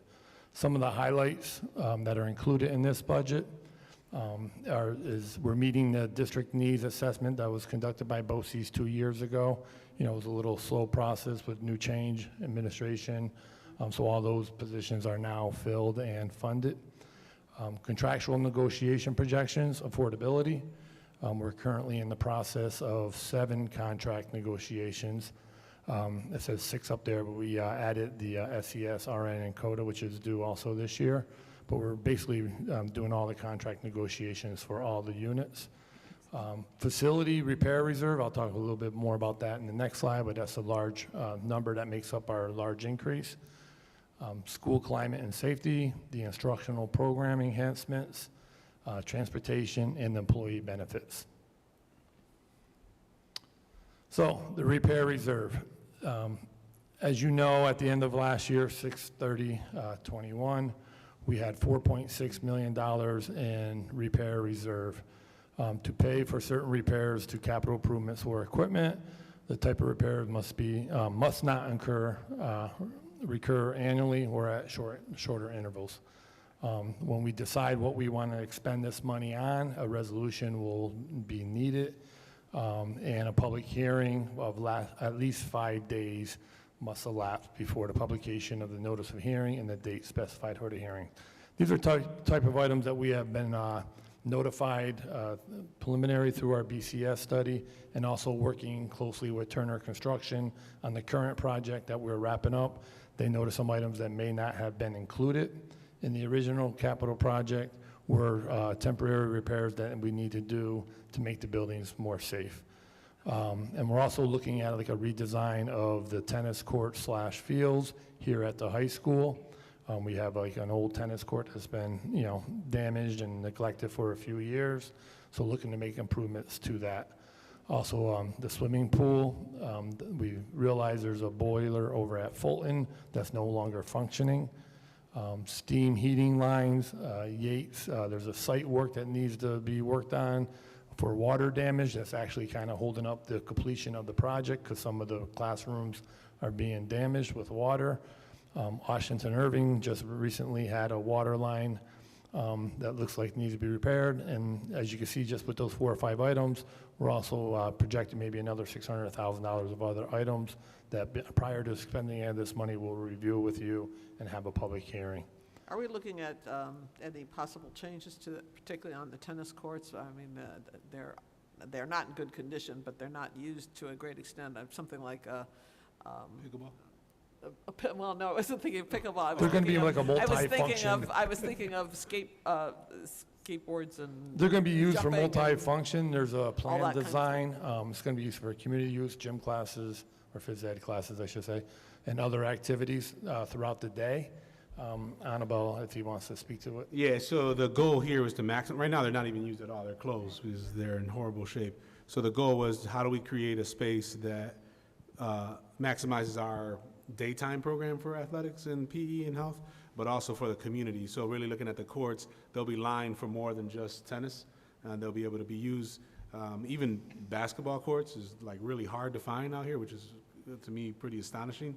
So we wanted to make sure they have the ability to have outdoor courts, multiple use, but we also have to redo that field the way it's configured as well. And there was even, well, we're gonna bring you a plan, but there was even talk about how the bus loop and the parking spaces work with that so that we could maximize our use with the building. So yes, in short answer, we are gonna, that's why it's so expensive, because it's more than just tennis courts. It's the fields, the, alignment. And the one thing I wanna make clear, most people don't know from the public, repair reserve can only be used for repair reserve. Can't be moved into like the general fund, can't be moved to pay salaries. This is all this money could be used for. So just want to make sure that's clear. Yeah, we're identifying the various projects. We will get the proper approval with New York State Education Department. We'll submit the plans on the ones that need it, the ones that do not, like that are just minor repairs. We don't need SED approval, but we will do all the proper paperwork. Yeah. The reason why we're presenting it here is because there's an additional of expenditures. If we didn't include that 4.6 million, if we had our budget, say, at like 200 million, we're not allowed to expend over 200 million. So by adding the repair reserve line item and identifying these, it allows us to make these improvements during the next school year. Sorry, just a quick question. And without having the capital project information in front of me, I don't remember, but like Fulton with the boiler and even the steam heating lines, does that, I don't know, but wouldn't that fall under some of the capital projects? Yeah, the example like the Page steaming lines, when they got into the project, it was like down underneath the basement. Okay. And it's a confined area, and they found asbestos. So the removal of the asbestos to repair what is needed is gonna exceed the amount that we allocated for. Okay. So that's like an additional type of repair that we need to fix before we could do the actual capital project piece. Okay. Very similar to the Yates. If we don't fix the water damage, a lot of the work that they already did there, we'll just damage it again and cause a lot of the floors to so be damaged. Page and Yates came as a result of the capital project work, as above and beyond, it was exceeding the original allotments. Okay. And so if we're gonna do them well, but Page has a lot of heating issues we're trying to address, and so this is important for us to get ahead of that. Okay, thank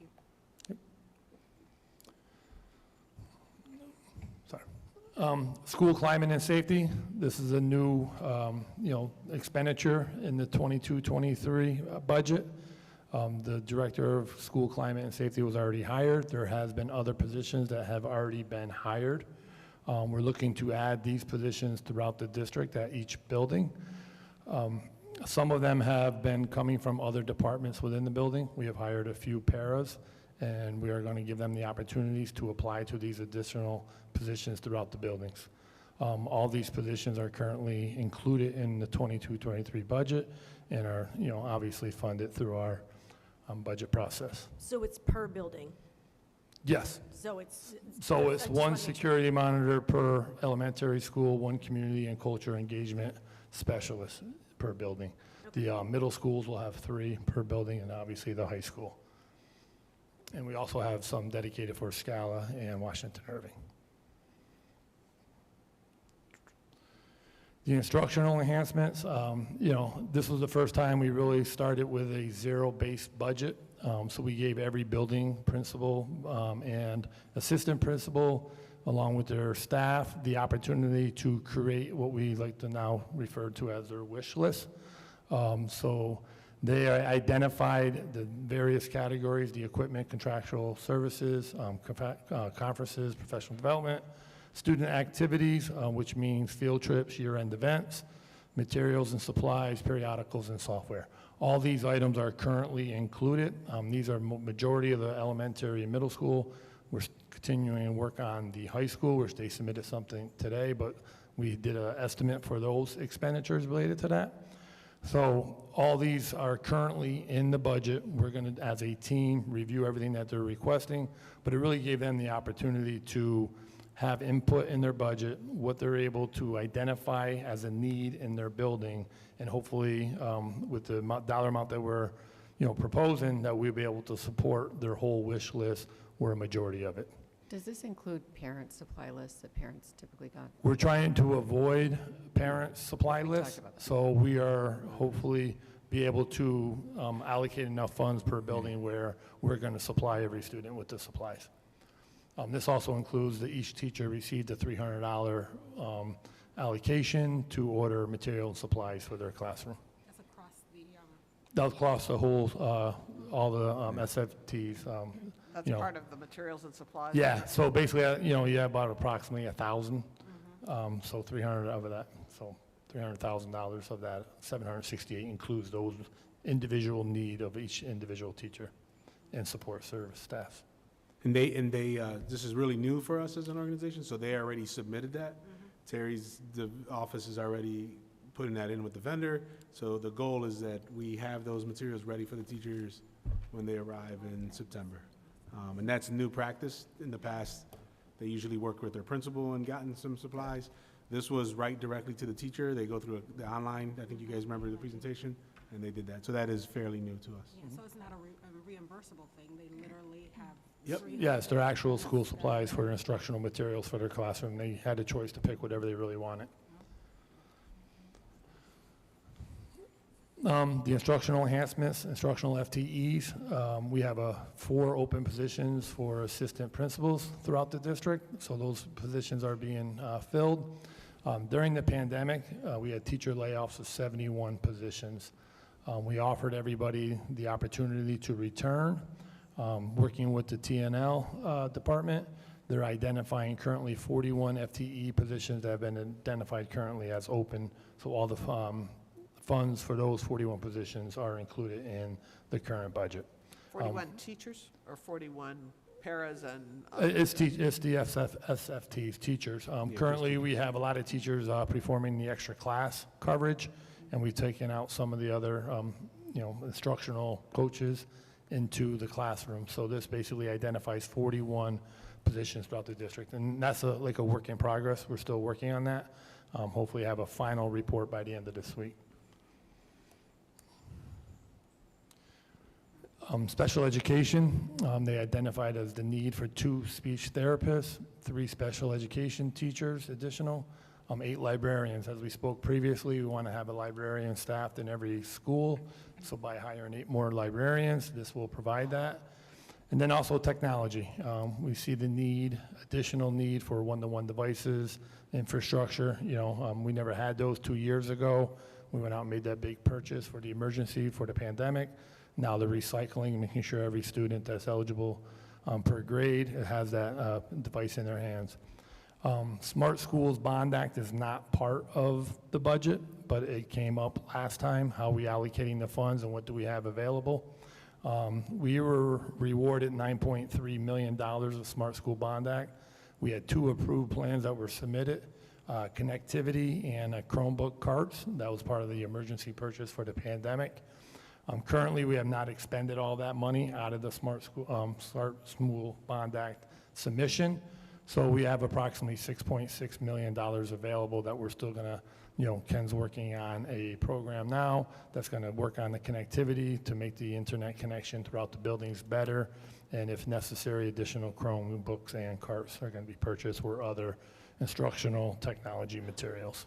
What's the cost for special education teachers or the speech therapists? Is it? It's based off of their salary schedule. So a first-year teacher is, a first-year teacher without a master's is 44,000? 44, I think it's like $47,000 first-year teacher with a master's, like 47, 48. Okay. And that's all the SFTs. And then you add benefits, so then it's like 70 grand for an employee. Okay. On the Smart School Bond Act, the connectivity of 1.9 and the Chromebook of 3.7, that's 5.6. How do we end up with 6.6? Because we haven't submitted approved plan that we have money available for us. So we're going to work on a new plan to submit the additional for the approval. So we only submitted plans of 5.6 and 3.6.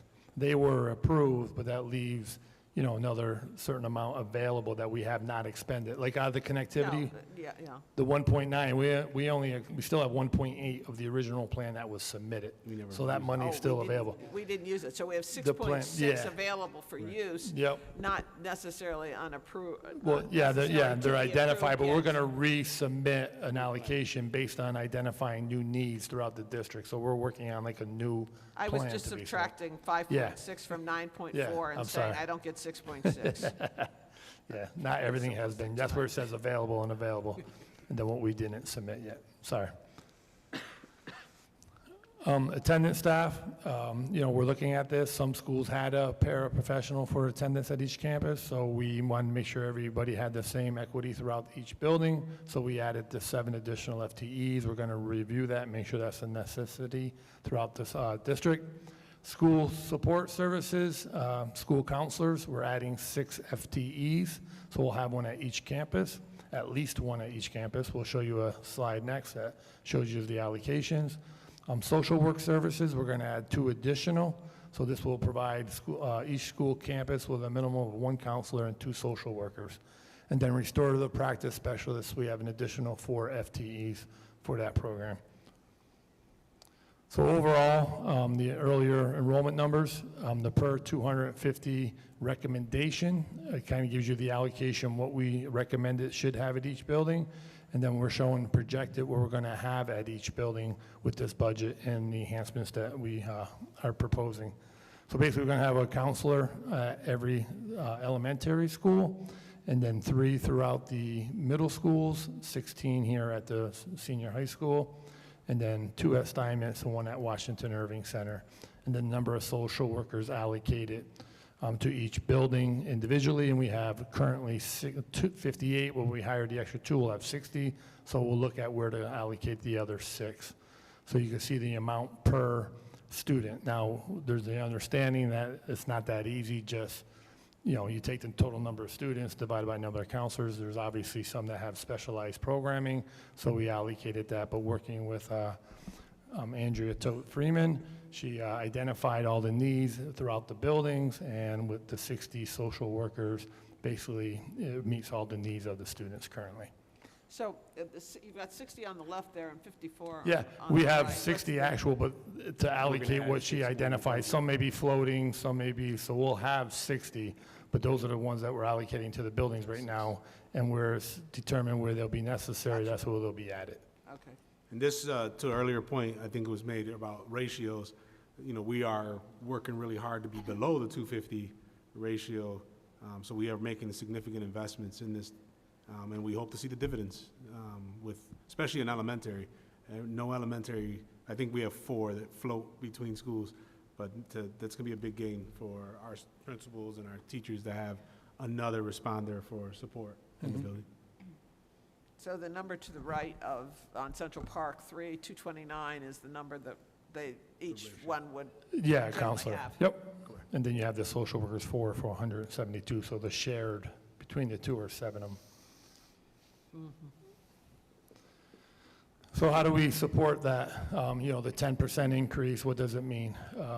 Our state aid will review the increase in foundation aid. We went over what the executive budget proposal was back in January. New York State has not passed the final numbers, but we are not projecting any significant change to that, except for I'm going to show you what some adjustments that we have to the executive that we know about already. And then the taxes, our recommendation for the 0% tax increase for the current budget. Just wanted to review, because how we also meet this budget need is we have these available federal funds. The CARES Act, the first one on the left, the 5.7, we are due to expend that by the end of September. It has to be actually October of 2022. We have expended majority of those funds currently, and we're going through that to make sure we expend those in the current budget or the beginning of next year. Those would be included in part of the budget. If we determine that we have not increased all the Corona aid, the CARES Act, we will add a line item for next year and increase the revenue based on the federal grant we're going to get. So it'll be basically a net wash, but we would identify that number. But currently in the budget, that's not in there.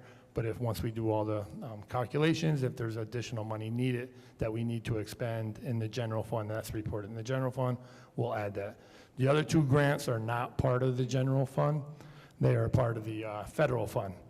So if you look at the allocation, because that was asked previously at one of the meetings, what is the allocation that we identified what we're going to expend this money on?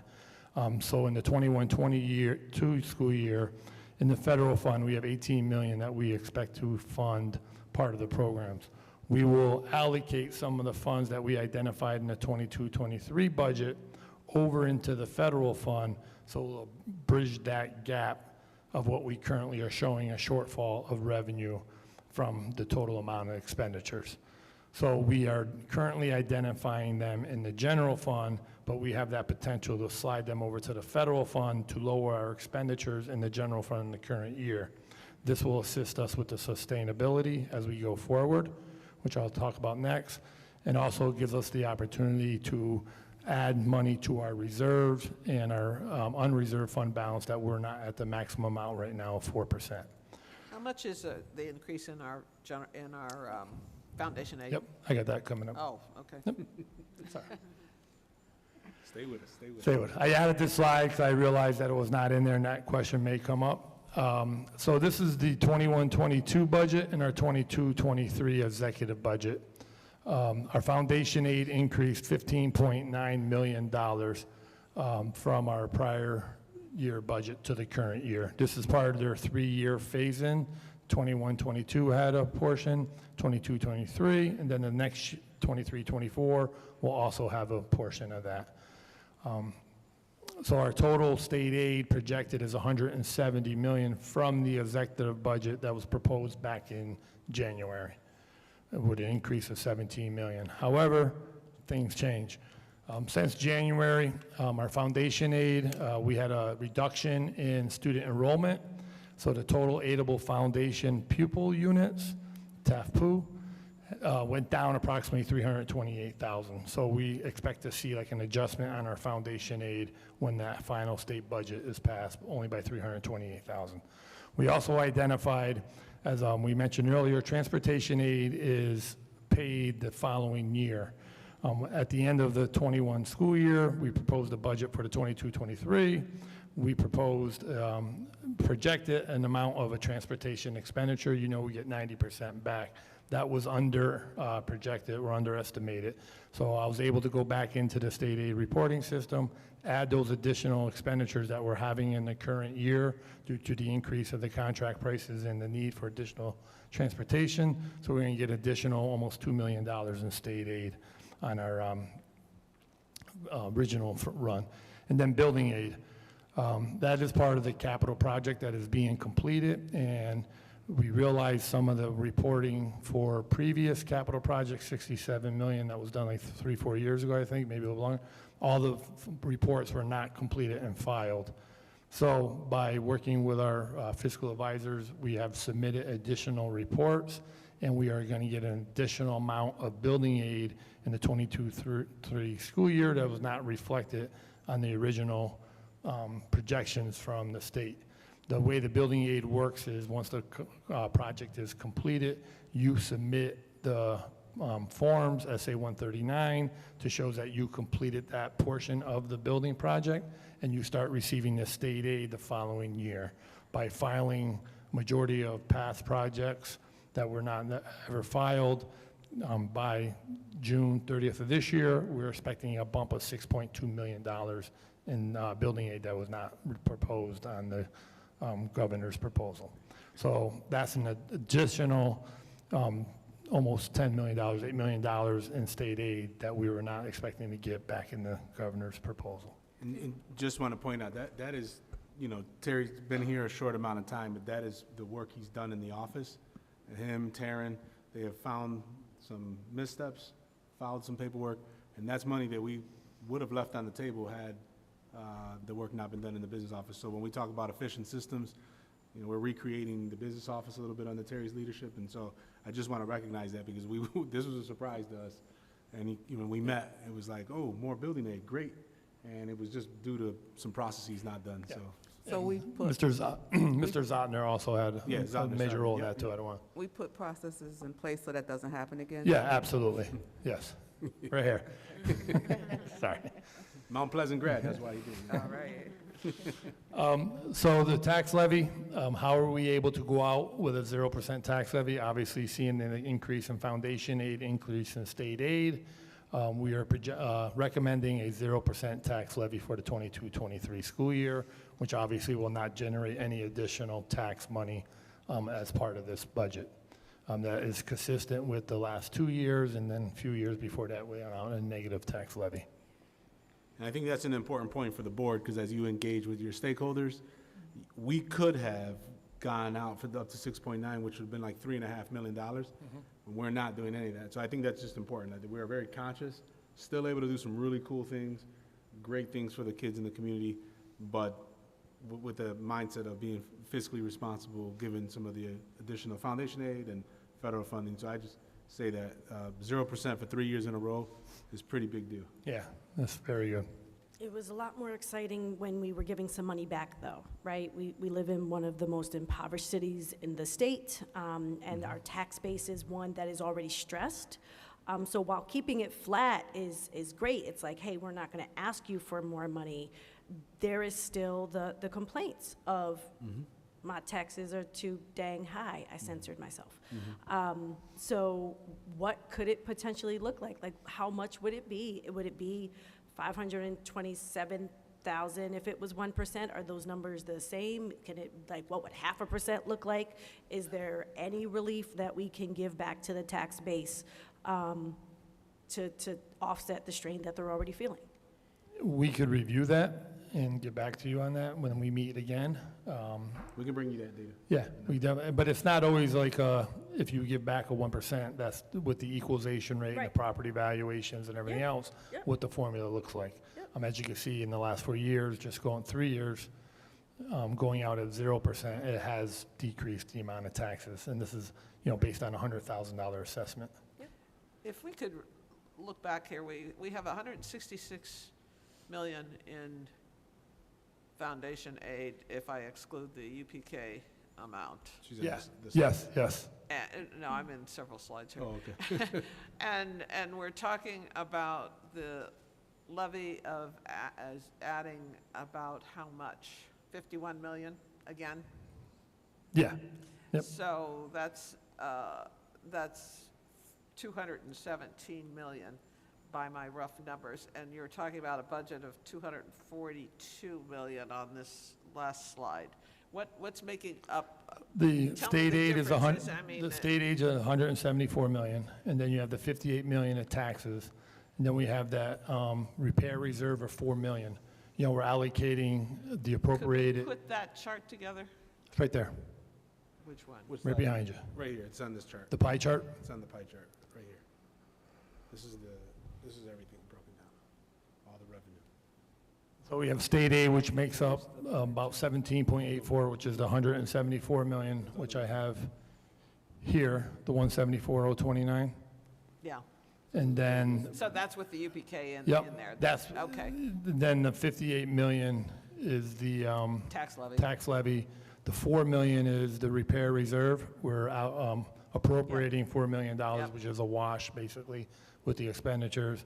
And then the other minor one, federal aid, is the Medicaid reimbursements we get. Not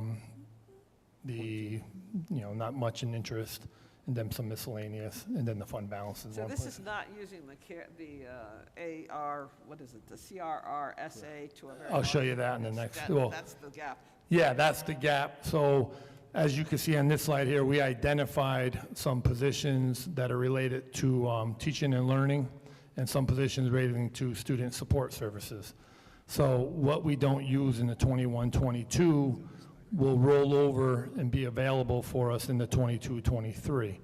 So we're working through what we should allocate in the current year, and what we don't use, we're able to use in the following year. You can see those are some pretty large numbers with the amount of additional social workers that we've added, that Ms. Fowler mentioned earlier throughout the years, and the additional school counselors for every building, additional librarians. We'll have to use that in the general fund because that does not qualify under these, so we'll move some more social workers and some of the other counselors to the federal funds.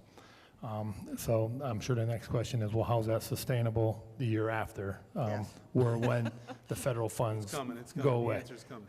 It's our state money. Yeah.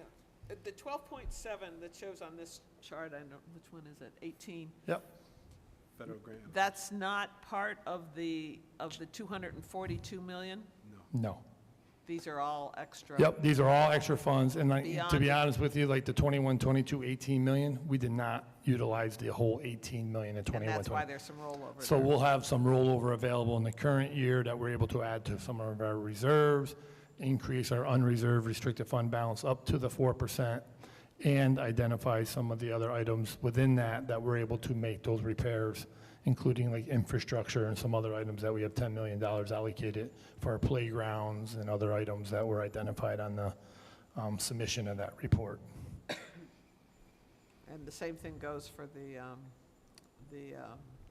ARP is part of those. Yeah, that's combined, CRSSA and AR. I combined them just to try to fit it on this slide. And the other thing too is we want to be mindful of one-time expenses where we can do them, use this money because it is not sustainable. So, typically you don't want to put a lot of FTEs in here because we're going to have to put them into the general fund after this. So Yep. we want to be cautious of how much we add, and we're being calculated. So like you're mentioning the 170 million here, it includes the universal pre-K. Universal pre-K goes into the federal fund. So on this slide, we start with the 166. I take out the universal pre-K where I and saw then that. the adjustments. And the building aid is a big hit, the 6.2 million. That's not going to be something that's going to come in every year. That's like a one-time, but then we'll even off throughout the rest of the payment of those plans. But we'll show you how to be able to sustain that going forward. So the tax levy zero. So basically the draft revenue is the 238, and then the draft appropriations of the 242. We're looking at a $3.5 million budget gap. With the use of those federal funds, we're able to allocate 3.5 million over into the federal funds of those services that we identified and pay for those out of that fund, and that's how we would balance the budget gap. How's that sustainable going forward? The 22-23 school year, we have year 2 of our foundation aid. The 23-24 school years are year 3 phase-in of our foundation aid, which is currently projected at 14.7 million.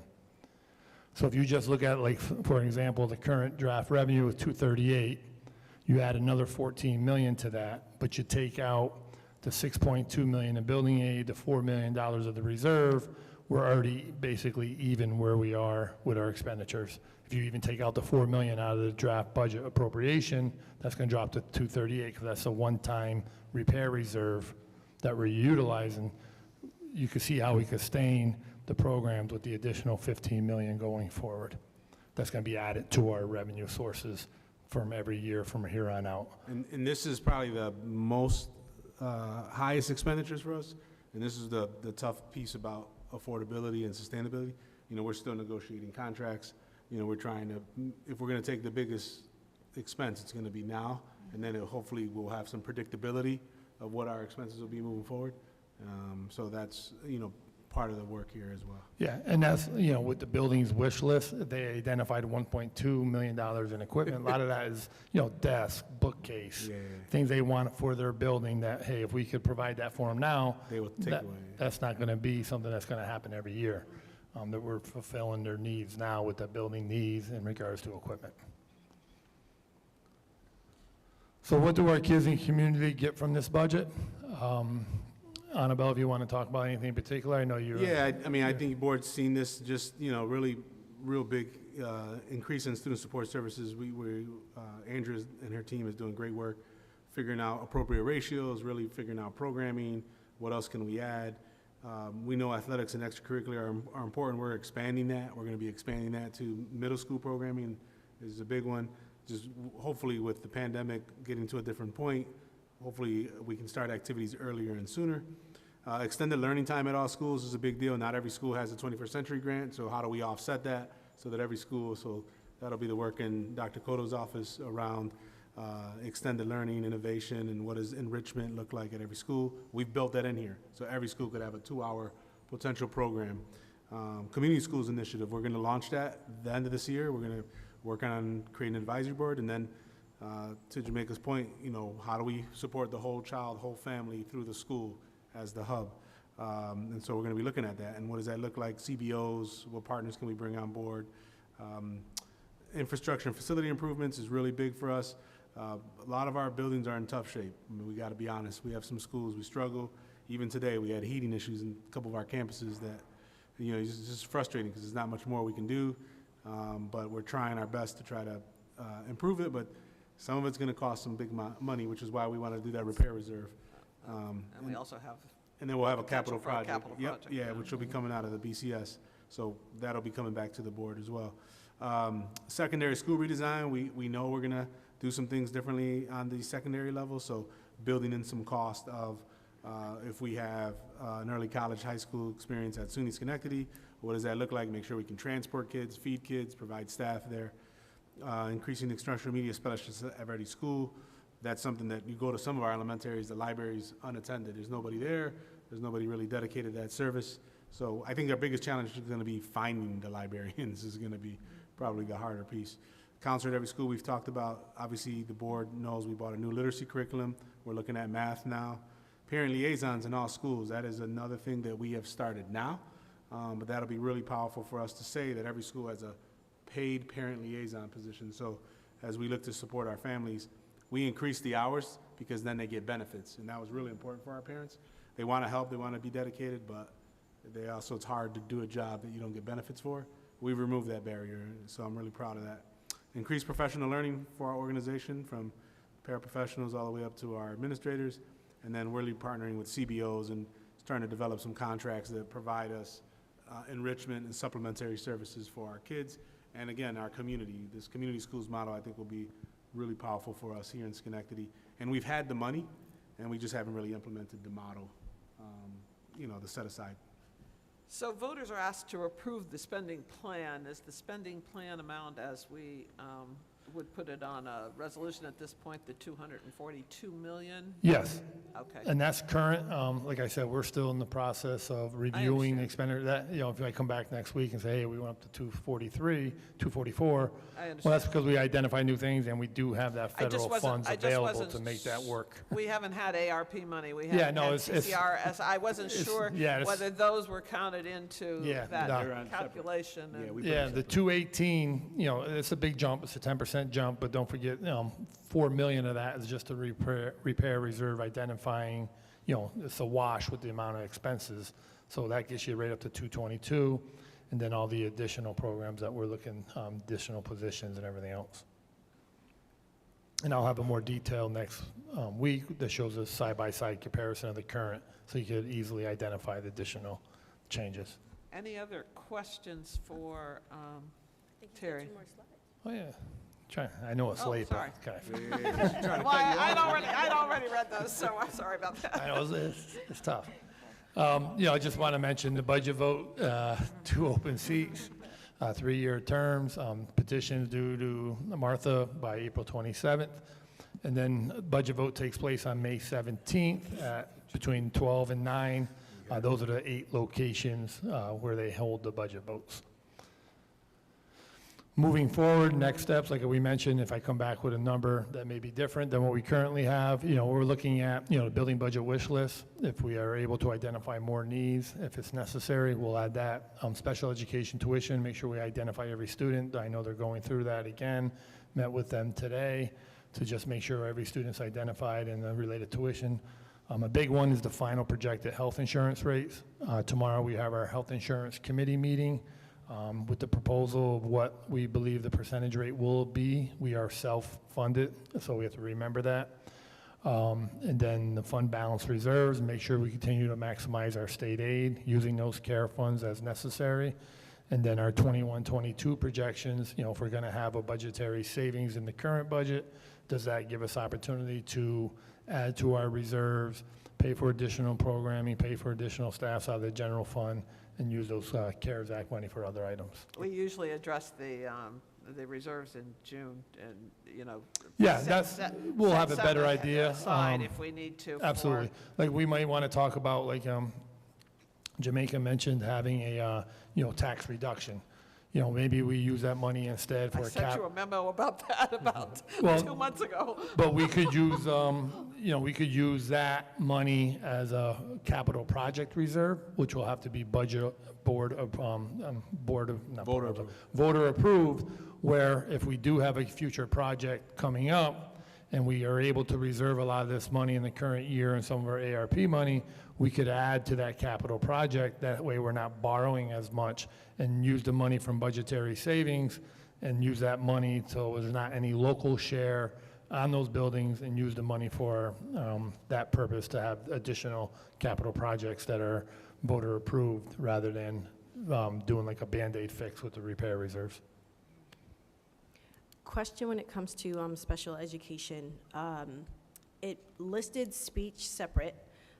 So it said speech and then special education, but didn't say occupational therapy or physical therapy. Are those all outsourced, or are they district employees? We outsource our physical and occupational. Our speech therapy is in-house. Do we have a breakdown of how many current students have speech therapy versus how many need it? Because historically, we've not had enough support services for the number of students that need it across levels, right? Speech, occupational therapy, physical therapy, and reading. Is there a way to get those numbers? Yeah, just Andrea, if you want to make a note, and we can bring it to either. Yeah, I wrote it down. We'll provide you the number of students that are receiving the services, how many therapists we currently have. Right, do we have a wait list? And I think OTPT's with BOCES, but there's no wait list, correct? Okay. Do we have a wait list for any services? Okay, any other questions for Terry on the first draft of the budget? Will we include in the school level so they can see what the sheet's going to look like? Oh, I did not, I'm sorry. No, for the next one. Yeah, next one we'll have what our budget booklet's going to look like. We'll have it broken down by every school, categories, where the funding's coming from, number of FTEs. Yeah. So the goal is in the next, when you get it, you're going to see Page Elementary, how many teachers, where they're funded from. I mean, it'll give you more of a school-by-school look. Yeah, and I have to mention, actually, next week is a board meeting of, concentration on the budget. And then we had one scheduled for April 13th, which I believe is in the middle of break week. No. No, it's the following week. Oh, break week's the following week? It's scheduled for that week because break week All was the right, following. so that's when we'll do our adoption of the budget on the 13th. So next week, we should finalize, at least identify everything that's needed. And then on the following week, we could adopt the budget. If we don't think that's necessary to do it on the 13th, we could do it next week also if we have the dollar amount that we want to make the expenditures. something that we could I support. thought we were going to move the 6th off and then go to 13th and bring everything back. It's up to you. If you don't want to see another, It's up to you guys. adjustment, it's not going to be much detail. You see, we have the available funds. It's just a matter of moving money from the general fund over to, and that would actually give us 2 more weeks to come in with a finalized, sound, identify everything that we're working on, working with the various departments and getting their additional input if necessary, 2 weeks. especially after tonight. That was a great time to ask that question. No. Yeah, so the request that we have of the board is we could come back next week with it almost fully complete, or come back with everything complete. It's not going to change much in terms of total dollar amounts. It'll just be more of the details. But Does then anybody anticipate additional things that they would like to see that might necessitate changes of a significant nature on the 13th? Because we will have to pass it. Yeah, at you're that just passing point the expenditure in order total. to meet the requirements for the public notice. Yeah, that's Yeah, up to you. yeah, you're passing the dollar amount also. Yeah. So how we allocate the funds within that dollar amount, we could make necessary changes. I guess my Well- question still is around like the special ed. Like you say there's no wait list for speech, OT, or PT. But what about reading, right? Like we're still struggling with getting our students up to reading I'll level. provide you the FTEs breakdown, number of students and everything Yeah, I else. think what'll help you is the detail. So I think maybe the 6th would help. Then you'll see the detail, but that's what you're gonna get. You're gonna get all the reading teachers added, all the English, math, science, social studies, intervention specialists. All the departments. All the departments are gonna be listed. We gave you the 30,000-foot view, so you see where we were at total dollar, because that is, we're gonna be meeting with schools, I believe next week, right? Is our Yeah. school level meetings, and we're gonna go principal, line by line, roster by roster, so that make sure that they have all the right names, that we have all the right positions, and that's what's gonna happen, and then we'll have the detail, but it's up to you guys, how you guys wanna. Well, I would feel more comfortable having it reviewed 6th? next on the 6th, Okay. but if you're only meeting with them next week, then I think we probably have to wait It till the won't, 13th. it We're gonna won't be in pretty change good much shape. We're gonna next be in week, pretty good shape. We have a pretty good idea. but yeah. So if that's the case and everybody feels relatively comfortable with the 242 million, plus or minus a million, Yeah. we can wait till the 13th. Is I that mean, I would the purpose? appreciate seeing the details on the 6th and the breakdown that you talked about before we then vote overall on the 13th. Yeah, we have the meeting scheduled. I just want to make sure you guys, so we're good. We'll But be our around the meeting scheduled on the 7th and 8th. No, I'm Alright. talking about the 6th. Oh, yeah, we already have it, yeah, I'm sorry. Six. Let's Yeah. plan on a short meeting on the 6th, It'll because just be I budget. feel a It'll lot be the budget. same way, Yeah. in case there are additional comments and so on that we want to integrate into it, and then have the vote on the 13th. Yeah, I will get be you the that information. plan. Yep. Yep, we're fine. All That right. works. It'll just be budget focused, board meeting. No, I'd seen the tentative in the plan, but then I saw it on here, and I thought, okay, it's set, we need it. Thank you. So, thank you. Thank you. Good to have the money. Okay, we're on to policy update. We have the following policies presented for the first reading. Policy 1230 on reporting of expenditures and contributions. Policy 1320 on nomination and election of board officers. Policy 1321, duties of the president of the board. Policy 5720, transportation of students, and Policy 8470, home instruction, homeschooling. Does anyone have any questions or comments regarding those policies that they want to address at the moment? Is it that wherever there's a highlighted section, that's the change? Yes. Yes, it is. So for policy 1321, I don't see a highlighted section, so, Some were not changed. Yeah, some were just recommended to be revisited by the group. okay. It's Yeah, yeah. basically out of the law. We periodically review the sections of the manual. Oh, so it's just agreeing that we don't need to change it? There's no change at all, so that's what's coming back. But the last time we saw it, I think was like 10 years ago, so we had to bring it back up. Just 10 years? I just have a question with the homeschooling policy ones, with the individual, it's 11 o'clock, it's fine. The IHIP? The individual, yes, thank you. Who does that go to, and like, who looks over that within So that planning and district? accountability, Dr. Mason's office, they work and they collect all those. Okay, thanks. Okay. Hearing none, and of course, you can always write any questions if it comes to you later here. We'll move on to student placements. I have a resolution approving the placement of certain special education pupils. I'll accept a motion to approve this resolution. So moved. And second? Second, Erica. Eric. I have a real mic now. I can do it. Any discussion? All those in favor, please say aye. Aye. Any opposed? That motion carries. We have personnel items, approving consent items 8A1 to 8C2 concerning certain personnel actions. I'll accept a motion to approve these items. So moved, Bernice. Bernice, second. Second. Prinsella. Any discussion? Actually, those are consents, so all those in favor, please say aye.